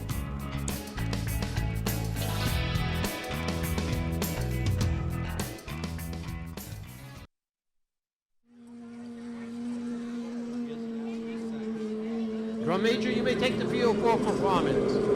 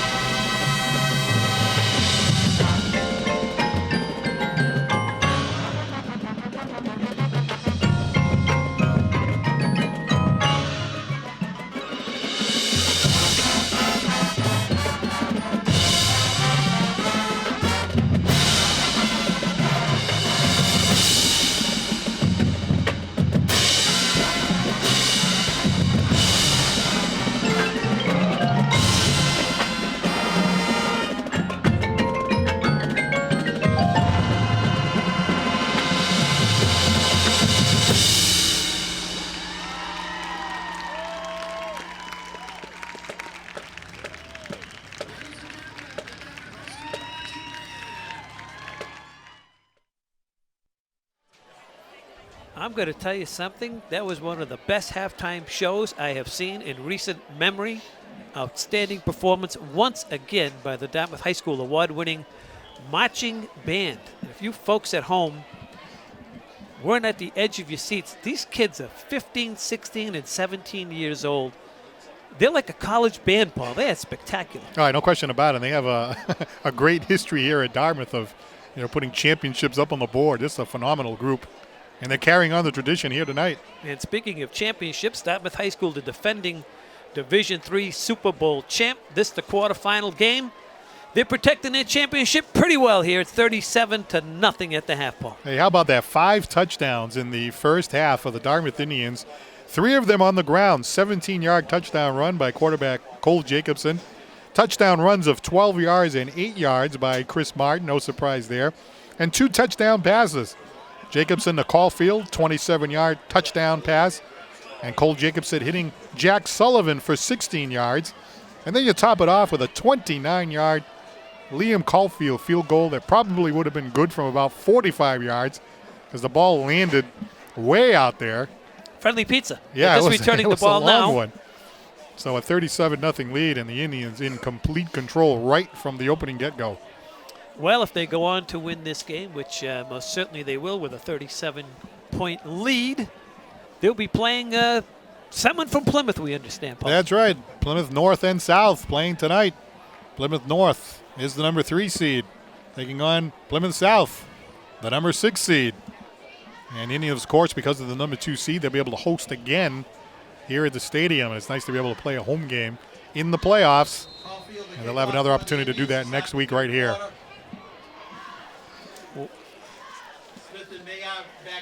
So the Indians will kick off here to begin the second half, and this is Tyler Smith, and Smith skips across the 25 and out to the 26-yard line, where Sharon will have it. First and 10, they trail by a large margin, 37-0. Here's your bracket, Paul. There you go. Dartmouth, the number 2 seed. Sharon, number 7. An easy win tonight for the Indians.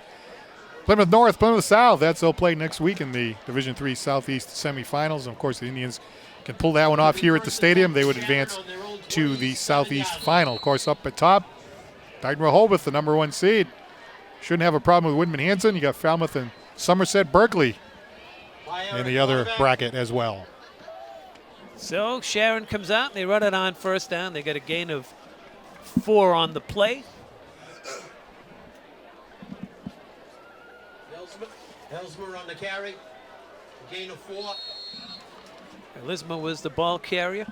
Second down and 6. Just underway here in the second half. I'm Jim Thompson. He's Paul Santos.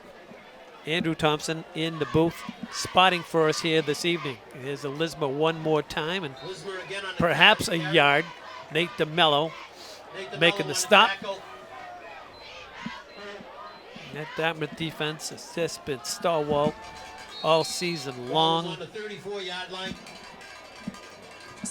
It'll be 3rd and 4. So, looks like Plymouth North coming into town next week. Plymouth North, 35-14 over Plymouth South. So the Indians will be hosting the number 3 seed next week here at the stadium. And there's a loose ball, but I believe the quarterback, Beha, pounced on it. Pounced on the ball. And Colin McCabe was in there putting the pressure on. Hey, last year, a season to remember. Indians defeating Somerset, Berkeley, Walpole, and Melrose. A lot of exciting games in that run last year. And, of course, Indians taking out a couple of undefeated teams in the process. I want to stand corrected. One official called it Sharon football, and the other official said it's Indian football, and that's the Indian offense out there. Cole Jacobson. It'll be 1st and 10 for I thought by looking at it live that the Indians had it, but one official just pointed to the ground saying it was Sharon football, but it's not the case. So the Indians turn him over for the 3rd time this evening, and here's Martin. Martin back to the line of scrimmage, is going to be run out of bounds here along the near sideline. That's actually Marquise Adams in there now, the running back. Rotman's the tackle. Rotman on the tackle. So 3 turnovers, as you said. The interception by Smilak, the fumble jarred loose by Matt Craig before, and this fumble here. So in addition to everything else, the Indians, benefactor of 3 Sharon turnovers tonight, in addition to everything else that's gone in favor of the Indians.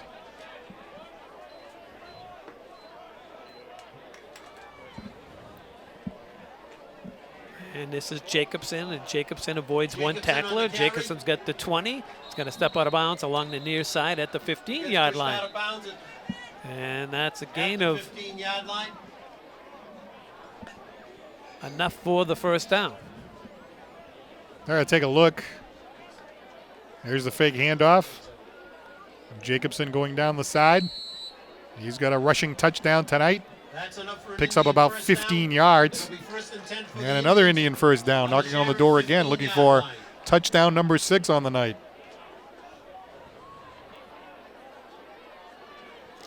Tisdale in motion. And this jet sweep is not going to work this time. Tisdale, well read by Cancian, the linebacker. That's one of the few Indian losses, Paul, on the offensive side of the ball all night. Cancian's a senior. He's one of the co-captains, and he found a gap, and he went right through. And before Tisdale was able to take off, he knocks him down. That's hard to do because Tisdale has so much speed. Loss of 6 on the play. Second down and 16 for the Indians. Matt Foley in the slot up the top of the screen. Matty Craig to the outside. This is Adams, and Adams breaks through the first wall. Tackle is still on his feet. Is Marquise still chugging those legs. Adams heading to the end zone. Going to get across. He does. Marquise Adams chugging. A 21-yard touchdown. Goes in from 21 yards. Well, that was an enjoyable play to watch from the Dartmouth Indian point of view. How about that second, third, and fourth effort by Marquise Adams? It just couldn't bring him down, and here he comes through traffic. A couple of defensive backs get a hold of him, but he just keeps chugging ahead. He got blocked out there, but he just wouldn't go down. And the last 5 yards took about 7 seconds, but he still managed to keep going, and eventually he's in the end zone. Caulfield. The kick is good. This kid's been sitting on the bench, Caulfield, as the kicker. I mean, he's pretty good for to have that on your bench. Taking a look at Marquise Adams. He's a junior, 5'9", 160 pounds, and he just could not be stopped. Now here's the defensive backs. There's 2 guys on him right there. They got the shirt. They got him around the waist, and he just kept on going. Yeah. At that point, 37-0. You don't feel like tackling anyway. You just want to get on the bus and get out of Dodge. They now trail 44-0. That's Sam Madden giving his final thoughts to his special team players. It was interesting, they had Sequeira before he got hurt. He was a soccer player. Comes out for the team. The kicker that they had last year didn't come out for the team, so they're using him. He gets hurt. Bring Caulfield in. He was a golfer. He comes in. He can kick. So how about that? We've got a lot of depth here around the athletic programs of Dartmouth High School. This kid Caulfield, he can kick. Yeah, I mean, the kicks are solid. And Sequeira kicked well, too. Very successful on the extra points and the ability to kick a field goal. That could be big in the playoffs as we go deeper. Games can be won with those field goals, of course. End over end to Rotman. And the Indian special teams have been solid all night long. He returned it for a gain of about 4. Brought down by Colby Mendes and Matt Foley. And Foley once again. And Foley's been outstanding all night long, hasn't he, Paul? Yeah, absolutely. He's just one of many. But Brendan Foley, he's an inside linebacker, 6 feet, 185 pounds. He's a senior. So he's playing his final year here in front of this big Dartmouth crowd. And he's been in there on many, many tackles. Speaking of the crowd, is a good look at the Indians on their home sideline. A lot of seconds in there now for Dartmouth with a 44-point lead. Beha, he's going to launch it deep out here. He's got a man wide open. And just out of the hands and out of the reach of Josh Rotman, who had this Indian secondary beat by 15 yards. Yeah, Rodman just on a fly pad and goes straight down the field, and the Indians really not expecting that. Sharon Eagles figuring, why not? Let's just drop back and toss one deep down the middle. Element of surprise, nothing to lose, one-sided game. And there's Rob Beha, one of the better passes he's thrown all night, because some of the others have not been that crisp. Sharon. But Rodman not able to get it, and it's just a long, incomplete pass. 2nd down and 10. And the ball is loose along the far sideline, but the player was down. That's Jovan Elisma, the running back. Elisma on The the stick carry. by Liam Caulfield. So the last time you were sitting here, Jim, we had rain, we had lightning. We had a game postponed till the next day for the first time in your 18-year career of calling Dartmouth High School games. That's a pretty good run right there without a game canceled for lightning. Well, I think Jim McGonigal and Peter Chase will say, for me to do anything 18 years without being thrown out of a booth or out of a restaurant is probably a record in itself. So it was Mother Nature that finally got me out of the booth. As this 3rd down carry, Sharon's going to be well short of the 1st down. Yeah, that was Yeah, it was a little crazy that night. it was crazy because we did the pregame and it was bright and sunny, and we looked off to the western sky and we said, uh-oh. And we looked at the weather on our phones and we went, uh-oh again. Yeah. And by the pregame, when the teams came out on the field, it was just a monsoon, and it continued, and then the thunder and lightning and whatever. And this 4th down, they're going to run it. And they're going to get the 1st down and more. That's Elisma, the runner, and he's down inside Indian territory, down to about the Indian 40-yard line, where he's finally chased out by Caulfield. So they go for it on 4th. Why not? They trail 44-0. That's a 39-yard run right that time by the running back for the Sharon Eagles. And here he comes, Jovan Elisma, team leading 6 touchdowns on the season, and exhibiting a lot of speed that time. He found that seam down the sideline and managed to put together a nice gain there of about 39 yards. They mark it at the Indian 44.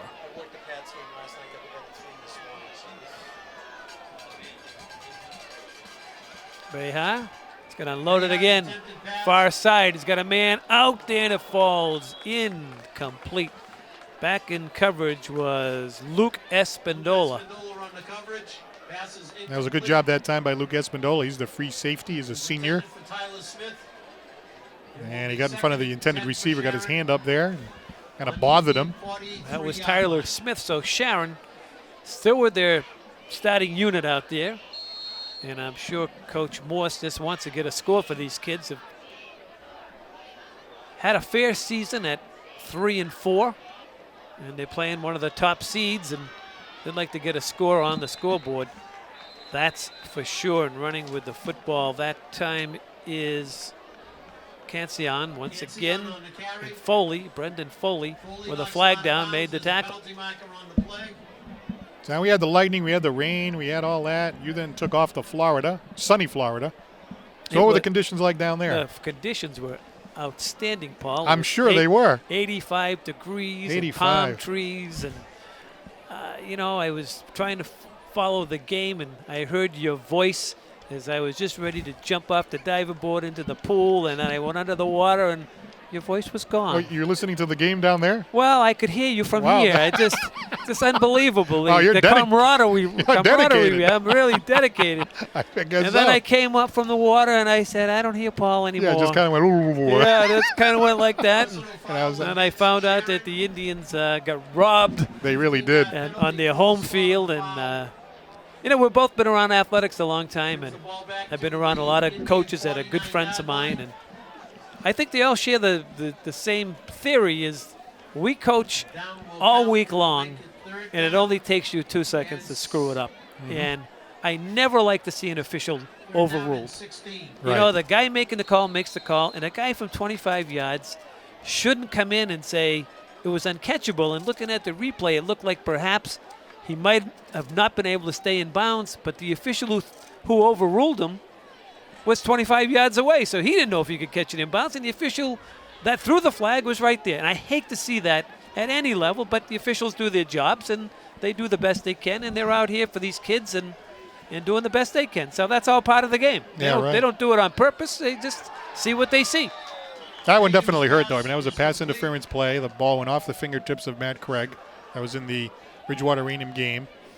And I know that was a question, whether it was uncatchable that he looked like he was going out of bounds. But then I think we had one angle that our Crackerjack DCTV staff had, and I don't know. I don't think he was going out of bounds either. No, but when you're an official on the field, you're just doing your job. Absolutely, yeah. You got to make a tough decision.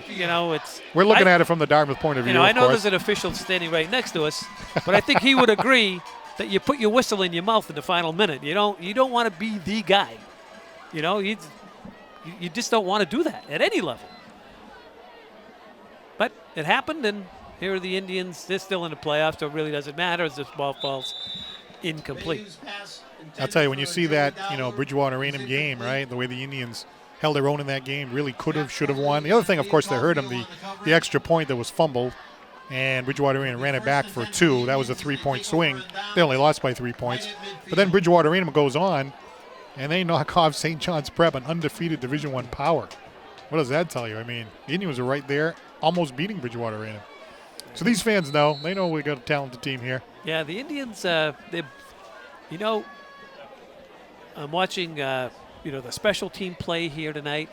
The offense and defense, they're just well balanced like they were last year. But, last year they had 2 quarterbacks, and they didn't know who was going to come in quarterback this year. And this kid, Cole Jacobson, came in and has done a great job. Now Nate Ellis will get his opportunity to quarterback the Indians as they took it over on possession of downs, and an illegal substitution is a 5-yard penalty. So that's why you mentioned, you talked about the kind of evolution of Cole Jacobson. That was a question mark coming into the season. Like, you want to come in and you want to try to make another run like you did last year. Well, if you remember the first couple of games, they were alternating quarterbacks. Yeah. Even the staff hadn't decided. So here's a look at Nate Ellis, 5'11", 145. Nate Ellis at quarterback for the Indians. The Indians are just going to keep it on the ground with 5 minutes to go in the third. So let's see. It looks like Ellis is a sophomore. That was Harrison, the ball carrier. 2018. That makes him a sophomore.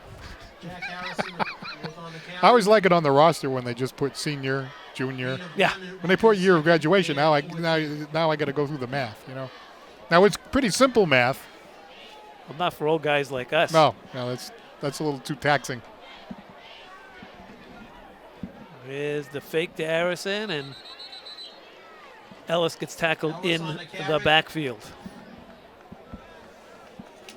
So the clock's running now with just over 4 minutes and 10 seconds to go, and Indians have a big lead and a lot of the JV kids in there. And I think it's great for them, Paul, to play under the lights in front of a big crowd. They're in a playoff game, and they get to be our age. They can say, hey, I played in a high school playoff game. I get the opportunity to get on the field.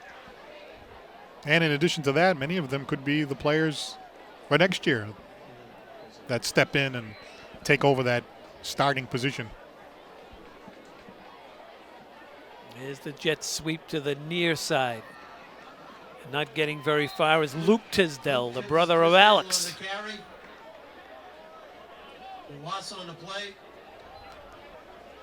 I've gotten the last couple of weeks. I'm not supposed to eat hot dogs because I get 4 stents, but don't tell my doctor.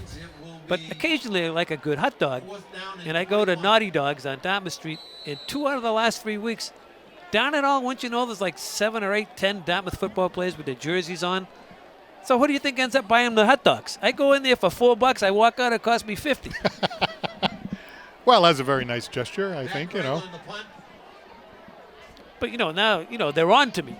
I was talking to Coach Rossi before tonight's game, and I said to one of the kids a couple weeks ago, you tell Coach Rossi this and that, and the kid told him, and of course Coach Rossi and I go way back, and he said, oh, so you bought the kids some hot dogs. I said, geez, as a matter of fact, I did it again today, and he said, you been on the waterfront 30-something years? Don't you know they're on to you? I go, oh, they're going there looking for the free meal. How stupid of me not to realize that. But same time, kids. Same place next week. Yeah, exactly. Yeah. Well, I told him, I said, it worked for the New Bedford game. Let's see if it works tonight. So these kids, if you see them puking after a while, you're going to know they shouldn't have eaten hot dogs before the game. Lismer the ball carrier, and he's out for a gain of 15 yards I in the never first thought down. of hot dogs as being, bad for the heart, Oh, that's not? Is that right? Are you a cardiologist or a lawyer? No, I'm trying to I find am out. married to a lawyer Yes. who thinks she's a doctor. So now you got a lawyer in the So booth, now too. I know how your wife. Well, now I know how your wife feels. You're an attorney who thinks they're a doctor too. Right, yeah. Hot dogs are not good for the heart. Apparently. Yeah. Yeah. I don't know. Nowadays, what is? But you can slip one in here and there. Oh, I do a lot of things my wife doesn't know that I do when it comes to my eating habits. How about a glass of wine here or there? That's okay. That's every for the night heart. at Faye's. Yeah, that's very good. That's good for the heart, That right? is That's good exceptional. for the heart, yeah. It's got to Yeah. be red wine, though, Yeah, and according to it Doc is. Nunes. Well, he's a doctor. So Now, if there's it's- a doctor right there. So if it's a white wine, it doesn't count? Well, Has to be red wine? well, if you have more than one stent, it's 4. One or less, it's white. So that's One the glass rule. of wine for each stent. Well, that's what I try to do anyway. This is when we lose it, folks. This, when it's a 44-0 blowout. Still the third quarter. We're going to start picking on the. Did you see the official down here? The guy looks like a sumo wrestler. He's going to kill me if I say one more bad thing about the officials. They're going to throw it long and deep, double coverage, and in and out of the hands of the intended receiver. That is Josh Rotman. And Rotman was behind the secondary, and they've had several drop passes this evening, has the Eagles, and they drop another one, so it'll be 3rd down and 5 now. Now, Rob Bea really threw that ball well that time, and he really put it on Rotman pretty good. You see the size of that official? Don't say something nice. Get me out of a jam, will you? That guy, he's ready to rip my head off. Maybe he was the guy that made the call. Well, Doc Nunes is running some interference there for you. Yeah, there's the quarterback keeper, and that's got to be enough for a 1st down. So we haven't seen Behar run all evening. No. He runs there for the 1st. Yeah, he did it effectively that time. He kind of tucked it under and found a space provided by the blocking of his offensive line. Manages to get a 1st down here for Sharon. They haven't had many. Right from the get-go, the Indians, one 1st down after another, running the ball, collecting, interceptions and fumbles. There's the ball fake, and they get it out quickly into the hands of Tyler Smith, and he's surrounded and taken down after a short gain. So 35-14, Plymouth North defeating Plymouth South tonight, somewhere in Plymouth. And Do you think they'll bring the Rock with them? Have you ever seen Plymouth Rock? Actually, I have many times. Isn't it one of the most? It's an awful sight because as a kid you think it's a big boulder. Right. It's like a cemetery plot, right? You guys say that's Plymouth Rock. Right. Who's under it? I saw it as a kid, and I thought it was large, and then I saw it again a couple of years ago, and I'm like, wait a minute, that's not that big. And I think they put it in that casing, that casing, Yes, because people were chipping. Pieces people of won the rock. Oh, they won. Wow. They wanted to say, I have a piece of Plymouth Rock. I'm so sure. they would chisel away at it. So finally, they put it in that protective casing. but Did you know the history of that? Yes, You just learned that tonight. No, well, I didn't know that. I know the history of Plymouth Rock. And there's some other rocks in Dartmouth where I used to hang around, too, like the Dike. And I go down to that's a lot of rocks down there. It's called the New Bedford Rocks. Rocks. The Hurricane plural. Dike. Yes. Plural. Yes. Well, that's the end of the 3rd quarter in our bantering, and we have 11 more minutes of banter to go. It's a 44-0 Indian lead. All right, guys in the truck, we're going to revive one of our favorite segments of Dartmouth High School football over the last 18 years. It's the fan of the game. And what we do is, Paul, you've never done this, we get a camera person, and we pick out who it's going to be. They go all around the crowd, and they get a free pizza at Faye's. So they have to watch the game, and this takes about 30 seconds. They really start panning over now. Those are the kids, and just keep going. And with it being Halloween, right? I see a few Halloween outfits there, so that could. So Peter Chase, he's going to pick out the winner of this, and all you have to do is watch the game. And if it's your face on TV, you get a free pizza at Faye's. And the good thing is, Faye's has no idea I'm doing this. Right. So it's great. So, wait a minute. That's a cop? That's a police officer. No, we're not going to Dunkin' Donuts, Peter. We're going to Faye's. Oh, that was terrible. That's not somebody dressed up as a police officer. That's a real police officer. Oh, that's a real. I thought one, it was a fake. I never would have said that. I thought it was a fake one. All right, come on, Peter. Get in there. Where are the That guy right there with the glasses. Fourth quarter. Sir? Oh, wait a minute. Okay. Sir, as game goes on and we keep bantering, a nice tackle in the backfield and the defensive backfield, and Sharon's going to have it Elizabeth on the first carry. down as Elizabeth picks it up. It'll be a first down for Sharon. Foley on the tackle. Matthew Foley, number 18, making a nice tackle on that run, but a successful run there by Sharon. That's not the ball carrier. There he goes. That's Elizma. And he's all the way down It's first and goal for to, Sharon on let's see, Indians' about the 9-yard 9-yard line. So it's first and goal now for Sharon. Elizma plunging, turning, twisting. Elizabeth on the carry. Actually, that's Cassian, the ball Brought down carrier by in there. Espindola. Kind of Sorry, spinning it was his way. Cassian. Almost made it into the end zone. I'm lost here for getting the pizza. That guy's going to get himself a free pizza. It's pretty good, isn't it? Ball is on the All right, so now this guy's going to show up and say, hey, how you doing? Hello, Yep. nice to meet you. I'm here for my free pizza. And then the folks are going to say, what are you talking about? That's correct. And they say, well, guy Thompson at DCTV said I should get a free pizza. Yeah. And there's a touchdown and a free pizza for that young man going in from Sharon. That's Cassian, the ball carrier. Sharon gets on the board with just over 10 minutes to go. So the first score of the night here for Sharon. And they're finally on the board is Cancion. Not highly contested there, just kind of went into the end zone, turned his body, got some position, and went in for 6. And Sharon on the board tonight with their first score. Rutman for the point after touchdown, and it's up and it's good. So with just over 10 to play, Sharon gets on the scoreboard. Good for those kids. It's 44-6 Indians. Now suppose more than one person shows up and says, hey, I was the fan of the day, not that other guy. Well, we had to stop it because after school committee meetings, Doc Nunes would go down to Faze and say, I am the fan of the game. So it was very successful until Doc took the joke one step too many, and he went down there. Of course, he brought his wife, his kids, and grandchildren, and it turned out to be a $60 deal for poor Evelyn down at Faze. Right. So that guy, I don't know if he likes pizza. Why don't you go down and tap on the shoulder, see if he likes pizza?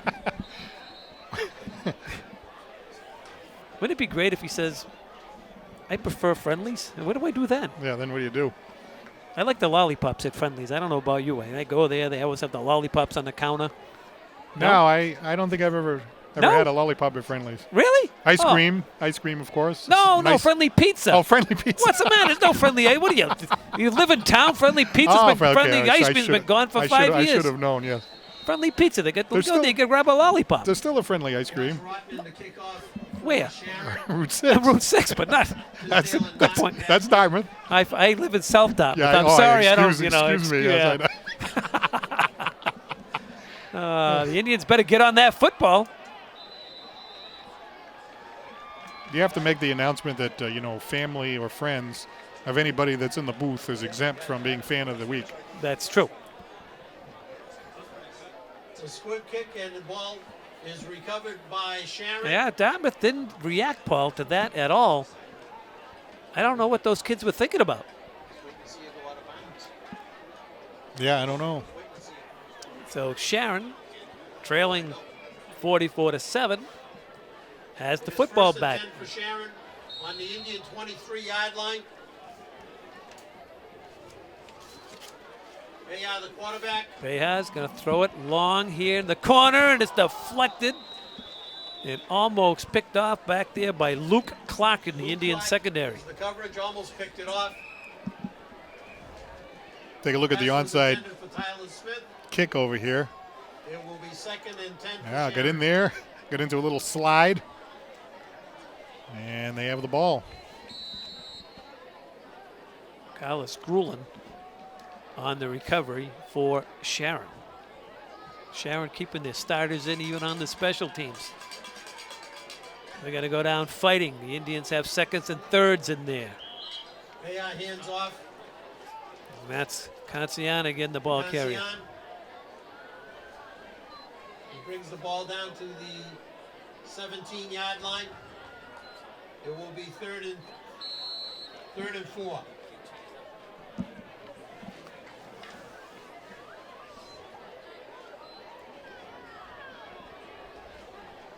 3rd and 4. Cassian bounces to the outside. Hurdles a tackler and going to come up about a yard short. No, actually, I have had the lollipops at Friendly Pizza. Now that I got the right place. Yeah, the big basket of lollipops right on the Right. There, yeah. Yeah. Just wanted to correct the record there. I know that was from 5 minutes ago, but I wanted know, to correct the you record. know, I live with one of you people, you attorneys. I stand corrected quite often. just for the record, I'd like to correct that. Yes, just for the record. I Yes. hear that all the time. This is when we get in trouble. McGonigal and I, the poor folks at home have it turned off. It's 44-7, and the 1 or 2 people listen and say, will you shush and just call the game? 3rd and short. This is Smith. Tyler Smith on the Smith carry. gets hauled down from behind, and that's Jack Lieber making a Lieber tackle on the for tackle the and Indians. There's a good look Luke at Jack. Well, Jackson Jr., 6 feet, 185 pounds, number 42, coming up from his linebacker position. Timeout, Make a nice official tackle there timeout for on the field Dartmouth. for a measurement. So they're going to bring it in, and let's see how close they are. Bring over the chains. You want to bet for a pizza? Yes or no? Going to be a first down or not? I'll say yes. Okay, for linguiça pizza, I owe you a linguiça pizza if it's a first down. And we look on at the moon. I'm going to tell you how I made this decision after they do it. Okay. Well, I guess I have a pizza coming my way. The Indians. The answer is I had no idea, so I had to pick 50-50. Well, the Indians hold them on 4th down. They'll take over the possession with just over 8.5 to go. All right, so linguiça, right? Mm-hmm. All right. And I'm also the fan of the game, so that'll be 2 linguiças. I thought you were exempt from fan of the game. I make the rules up. Yeah, so you can be in charge of the fan of the game and also be the fan of the game. Exactly. It Right. depends how hungry I am. Right. Or how hungry Andrew is, my wife. 1st and 10 Indians. Ellis back in at quarterback.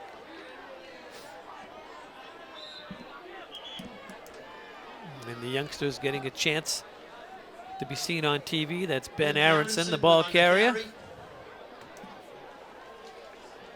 Nate Ellis, a sophomore, 5'11", 145 pounds. Quarterback slash defensive backs. He's getting some reps here. You know, we have football all weekend, Paul, on DC TV. We have this Indian Sharon game, which will be playing, and also UMass Dartmouth takes on Western Connecticut tomorrow at UMass at noon.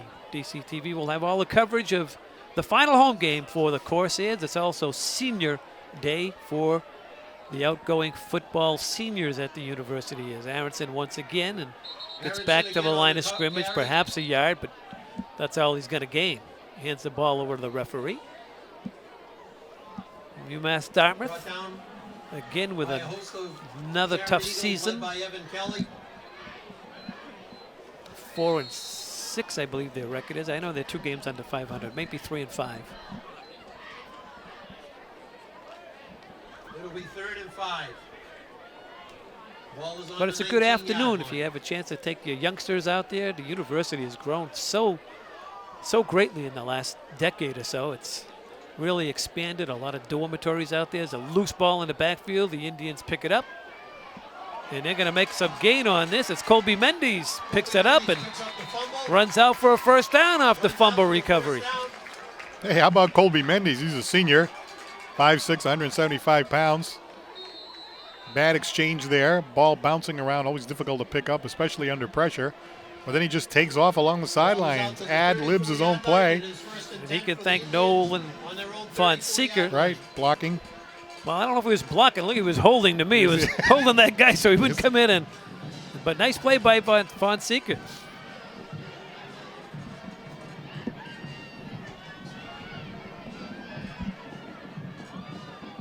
Anthony Lee in there now at the tailback spot for the Indians.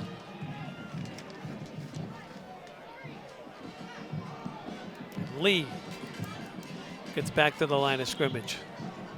Anthony Lee on the carry. We're going deep into the roster here, Paul, with Mike Lappin. 6 minutes to go. Right, it's great to see. It's great to see the Ball is on opportunity being 35-yard line. presented Gain here of in a 1, it'll be playoff game. 2nd And Coach White making sure he gives the opportunity to these younger players. Some of them seniors but getting in, some of them younger players like sophomores who could very well earn that spot come next year. Some of these kids, I noticed the numbers. I won't mention them, but they were my luncheon guests today, having hot dogs, and I just want to see how their tummies are, because I think eating hot dogs before the game a little shaky. Right. But you can do that when you're a teenager. But this could be like kind of a reverse psychology thing. It actually could have helped them. Exactly. Dartmouth runs it to the left side. Once again, that's Lee, and Lee still on his feet. Still on his feet. Finally get him down. It'll be 3rd down and 5 to go for the Indians. We approach the 5-minute mark. Andrew Thompson's mailed it in. As you notice, he's getting paid that big salary standing behind us. He's given up. Does he still get paid for just standing there, do you know? There's supposed to be a full... It's supposed to work right to the final whistle. Right to the final whistle, right to the end. We have a cell phone that's been found and brought up to the announcer's booth. If you Lost cell phone. Does that happen every week? It does seem like it does happen every week, doesn't it? It does. Whoops. Ellis regains possession, running for his life. And is going to finally be taken down. On the carry. Brought down by That was Jake. Jake Romano making the tackle for the Eagles. Clock rolling down to the 4-minute mark. Takes a little bit of time to get comfortable over there. You see a lot of the exchanges. Not that crisp, Ball is on their but working on it. 8-yard line. Indians getting ready to punt the ball away. Cofield on the punt. And no return on that. Easton John on the reception of the punt. Sharon will have it 1st and 10 with 3 minutes and 50 seconds to go. So a great night for the Indians all the way around, Jim. 6 touchdowns on the night, 4 of them rushing. Cole Jacobson, a 17-yard touchdown run. Chris Martin with 2 touchdown runs, one from 12 yards out, one from 8 yards out. Marquise Adams, a 21-yard touchdown run for the Indians, and 2 touchdown passes for Cole Jacobson. One to Liam Caulfield, 27 yards. Another one to Jack Sullivan for 16 yards. And then on top of it all, 29-yard field goal kick by Liam Caulfield. You throw that in with a few turnovers, fumble recovery or fumble caused by Matt Craig, an interception by Smilek right at the beginning. Special teams play, punting, coverage, returns on punts. All came together tonight for Dartmouth in this opening round playoff game. Here's the Eagles back on offense. They have their seconds in there. Romano, the ball carrier. Jake Romano was the ball carrier. He picks up a 1st down. Sharon 1st down. So you have a lot of the same players as last year, obviously graduating a solid senior class, but you do have a lot of the players who did have the experience of winning the Super Bowl, and some of the other players have stepped it up. I would think some similarities to last year's team. There's a lot of similarities. And, you could start with the offense. The quarterback position last year was very solid. They had 2 outstanding quarterbacks. And this year, this young man has really stepped up. Cole Jacobson. You still have the solid running. You have Tisdale and you have Martin. You got Matty Craig, so you have a lot of that. And that defense, Smilak was a key member of that defense last year, along with Nate DeMello. So, you have good senior leadership like that, Paul. And you get these sophomores and juniors that buy in, and that really helps. But I think what really helps Dartmouth High School is playing that Division I schedule. Right. Bridgewater Raynham, New Bedford, Durfee, Barnstable. They're all Division I clubs because they have a hard time getting games. They don't play the Stangs anymore. This year they played Folk Tech, and I think it was the same type of score we have here tonight, and I think Dartmouth could have scored 100 if they wanted to. So, some of the schools that we grew up with just don't have solid football. Like Bishop Stang now is in Division 5, I think, or Division 6. So it's not like playing back in the 70s and the 80s when a Dartmouth Stang game meant an awful lot. Right. The town has grown a lot. Dartmouth High School's gotten bigger. Stang is kept about the same.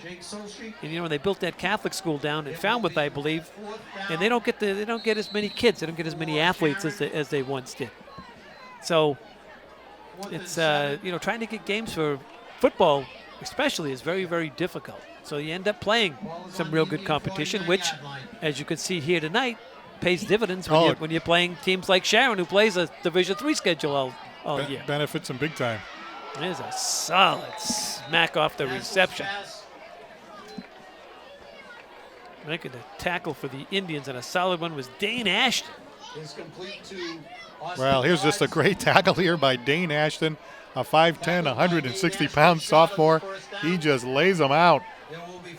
Down went Austin Dodds, down to the turf. I tried to get you a little FaceTime after doing the post-game show, but I'm told from the truck that they're too cold and they have to get ready for the UMass Dartmouth game, so you're not going to be able to do it. We're on next time, maybe. Yeah, maybe. Maybe. Yeah. Oh, now they're changing their mind. Well, you want to scoot on down there? Sure. Try to get the coach? All right, why don't you scoot on down there, and I think you're going to do it when we did the pregame show, see if you can get a hold of the coach and do a little postgame. And some players, if you can. There's a solid run here by the Indians, and just going down on a shoe-top tackle is Anthony Lee. That's enough for an Indian first down. First down Indians. The clock stopped here at the stadium. Now it begins to roll. 1 minute and 20 seconds to go.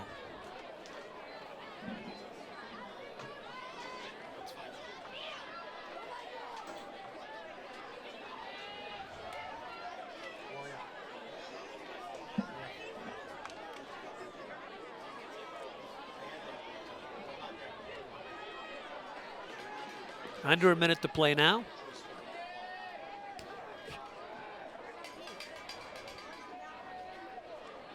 High snap, ball is loose. Ellis, and he's going to be tackled for a big loss. That's the second time that's happened. Brought down by Brett Littner. That should do it because there's only a half a minute to go, and I don't think the Indians have to run a play, and I don't think they do. As Sharon has come into town, and things just didn't go well for them right from the get-go. The Indians will try to get one more playoff.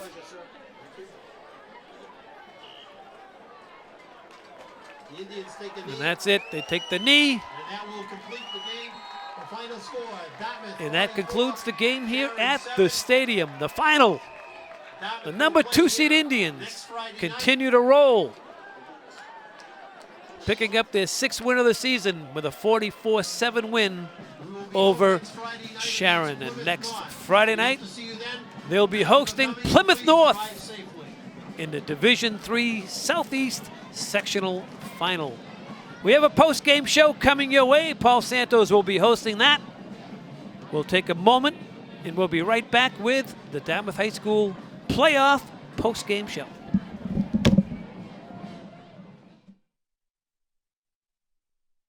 back here at Dartmouth Memorial Stadium, the Indians beating Sharon in the first round of the playoffs, 44-7.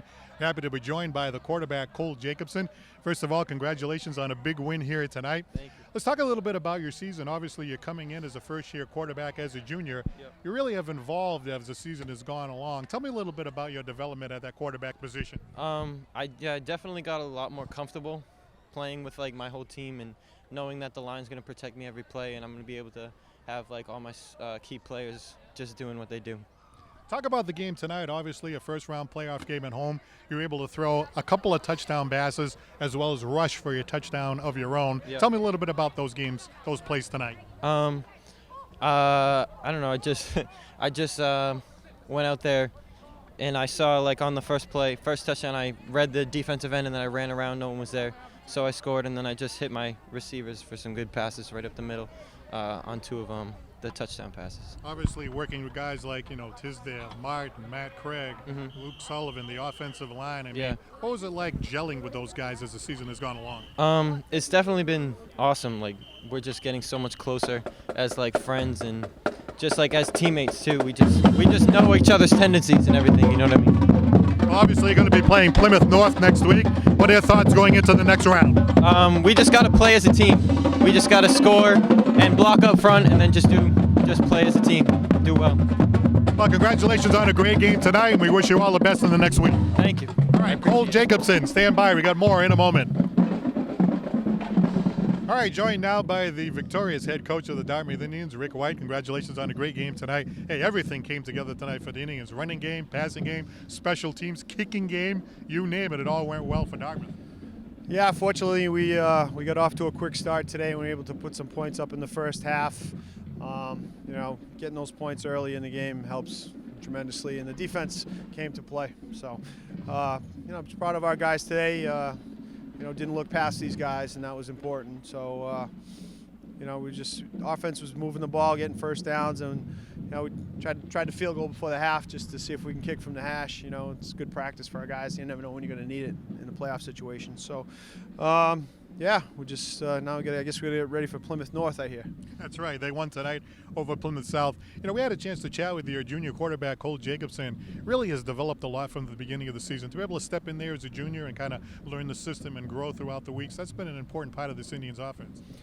Yeah, he's continued to improve tremendously each week, and you can't get better unless you play in the game. So he's got some game experience under his belt. The game's slowing down for him now, as you can see, when he makes his reads and he makes his throws, and much more accurate throwing the ball than he was in the beginning of the year, and he's running the ball tremendously well. I thought he ran as hard as he's run all year today, lowered the shoulder, and just he ran some guys over tonight. The farther you go into the playoffs, of course, the tougher the competition becomes. But you look at the Indians team, you guys do a lot of things well. The defense is solid, special teams, you can run the ball, you got Martin on the inside, the jet sweep, passing game. A lot of things the Indians can do well, and I would think that would, be something that the Indians are going to be tough to contend with for the opposition. Yeah, I think that's a credit to our coaching staff, to be honest with you. They work tremendously hard at their positions in every phase of the game. So, we really spend a lot of time on each phase of the game in practice, so that, there are no surprises when game time rolls around, and we want our kids to be prepared when they step on the field. So, what are you going to be focusing on now? Trying to stop Plymouth's pound it down your throat offense. They're physical, they're big, and it'll be a good test for us, So it'll be interesting to see how it plays out next week. Well, congratulations, Coach, on a great effort here tonight. You get another home game, so we'll be back at the stadium next week. All right, thanks a lot, Paul. All right, Coach Rick White, Paul Santos down on the field. Let's send it back up to the booth and Jim Thompson. Thanks a lot, Paul. Always good to hear from Coach White and Cole Jacobson, an outstanding player here tonight for the Indians. So that'll wrap it up. The Indians win in the first round of the Division III Southeast playoff as they defeat Sharon High School here tonight by a score of 44-7. So there is your bracket for next week. Dighton Rehoboth, the #1 seed, will host Falmouth over at Dighton Rehoboth, and the Indians will be on their home field taking on Plymouth North. That game is next Friday night at 7 p.m. here at the stadium.